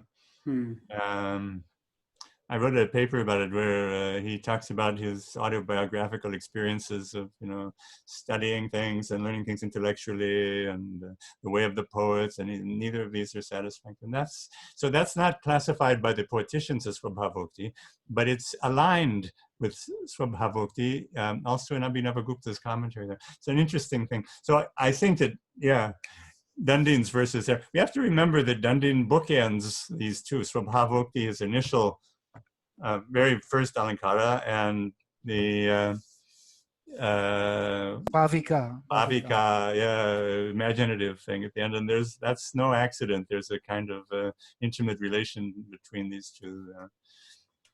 But still, yes, I think nonetheless, Naresh's observation is right. If you think of the profusion of these kinds of Swabhava statements, and their links to Swabhavukti in a more general sense, it seems to be a feature, maybe a diagnostic feature of the literatures that we're looking at. It's almost as if the swa gets a new meaning now. It's Swaswabhavukti now. Right. Atma Swabhavukti. That's right. By the way, another thing, it's that beautiful verse that 149 that Sivan brought. There is a Naishadhiya verse. There's a verse in Naishadhiya which is very, very close to that. I'll find it for you, where Nala says, if I say too much, that'll wreck everything. And on the other hand, if I say too little, they won't understand me. It goes on like that.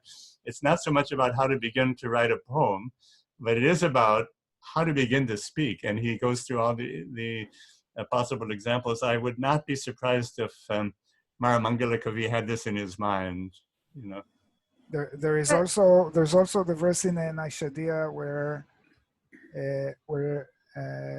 Damayanti has to say na, right? Yeah, right. To begin to say nala, but just saying na. Right. Right. But David, I just, and it was something that I think Eagle had already said that had struck me with Sivan's verses, that particular verse, is that the Manti usually doesn't hesitate, right? And even in like the Telugu Naishadamu, right, there's a type of sense of like a self-assuredness of speech, right? That this specific verse kind of overturns the whole dynamic, right? I mean, even if the sentiment, it has been articulated earlier, the fact that it's Damayanti who's saying it is kind of, it just completely changes the whole energy, or kind of even her character, her sense of self, if I may, right? Is the fact that she doesn't know what to say at that particular moment, or how to say it, is so significant, because she's always the one who knows exactly what to say and what to do, right? So I think that's kind of But maybe like false modesty, the topic that Sivan and I were talking about.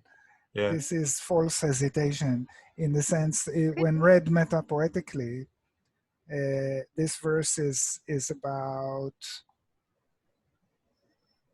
finding the exact way of speaking. And I believe that if we read this verse as a kind of a metapoetic statement about Mani Pravalam, this Bala language, not the Trauda way of speaking. What Mani Pravalam actually takes pride in is putting things in a very exact way, in a very precise way. It may seem hard to begin, but once you get going, there is this very, very precise way of putting things that is being talked about here. But isn't that the matter, that Damayanti is from Vidarbha? She's the Vaidarbhi, so she can, it's no problem writing in Sanskrit. She doesn't have so much practice in Mani Pravalam, which is why she's faltering to write this letter. There's this, if I can interfere, there's this, I think I gave the original in the beginning of in the beginning of the first Dandaka. It's not very clear when Damayanti is speaking and when her friend is speaking, but there are these short sentences. I translated it: the highest truth is this, my pain is over, happiness came to my heart. So she says, Paramartam ayada ida, paritapam accha, ata paritosham eti hridayami. I gave it to you because I thought it was so, it's like this example of a very simple language. It's like the first thing she can utter, if she can utter anything at all, is this like very direct, like denotative sentences. The truth is, I'm happy and I'm no longer in pain. And then saying anything but that is really complicated, and it requires that friend who, and I thought it was really interesting because we have, especially in these Dandakam and Guardian sections, we have this language gets so elaborated and the sentences get so long. If you want to get to the end of the sentence, you have to read like one page. And then these like little sentences, they felt special to me. This inability to say anything more. Being precise requires being very brief in this specific point of time.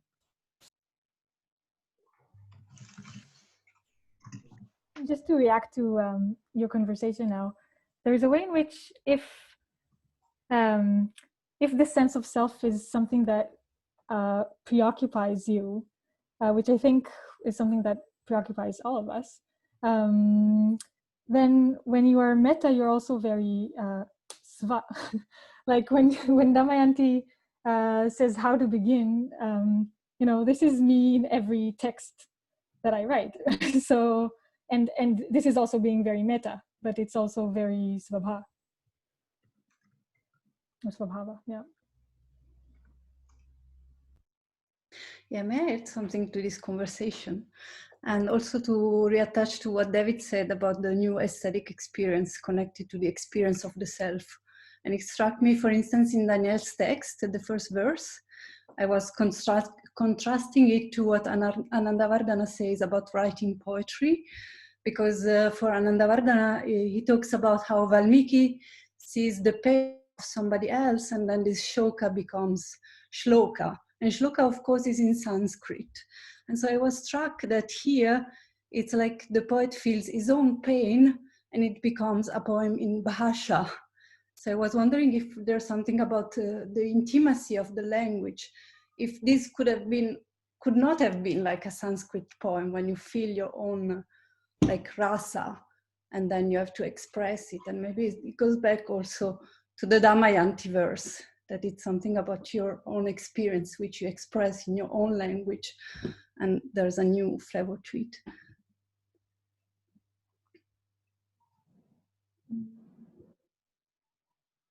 It's something I nice have point. to. Oh, sorry, go ahead, Daniel. I'm sorry, I said it's something that I have to think about because it's a fascinating idea that I didn't think about before. Because we all have all these verses, all these words in Old Javanese, bhasha, palambang, all these words, and we don't really know what they mean.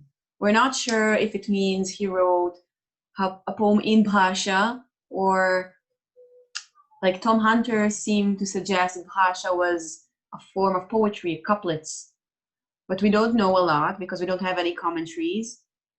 And the structure of the Old Javanese language makes it very easy to translate one verse in hundreds of ways. But there is this thing that, so I'm not sure about the bhasha, and about the choice of language, because I think, at least in Old Javanese, we have multiple registers. We have some that are very Sanskritized and others that are like pure Javanese. But the thing about the emotion is very, very accurate. So it has to be something that you experienced yourself, and it has to be something that touched your heart to a very, very deep level in order to become poetry, I think. So we have that thing.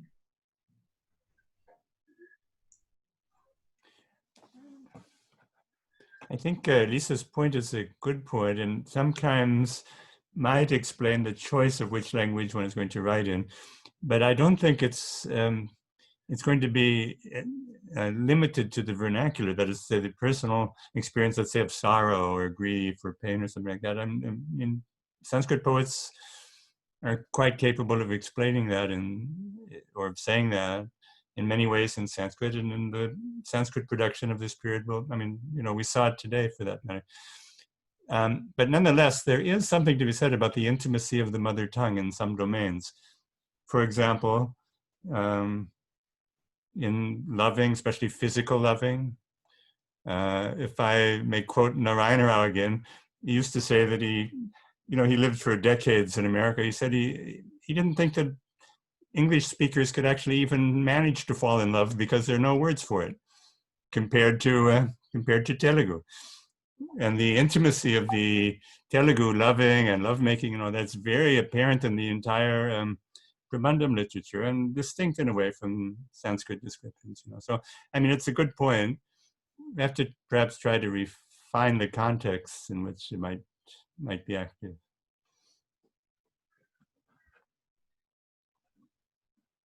I'm gonna have to go, everybody. Bye. Thank you. Bye. Thank you. So I think, considering the time, and if no one has anything else to add, maybe it's a good opportunity to sum up the day and invite Danielle to my Zoom box to just conclude. We want to thank all the speakers and everyone who came and participated, and anyone who will be hearing this recorded. And maybe send a blessing of a good new year, a healthy year, a year where we can travel easily, Meet together, not on Zoom screens. So thank you very much for this day. It was very fruitful and interesting. And hopefully it will become a tradition also. Bye. Thank you so much, everyone. Thank you for our speaker. Thank you for everyone who listened to us. Thank you. Thank you. Thank you. Bye. Bye.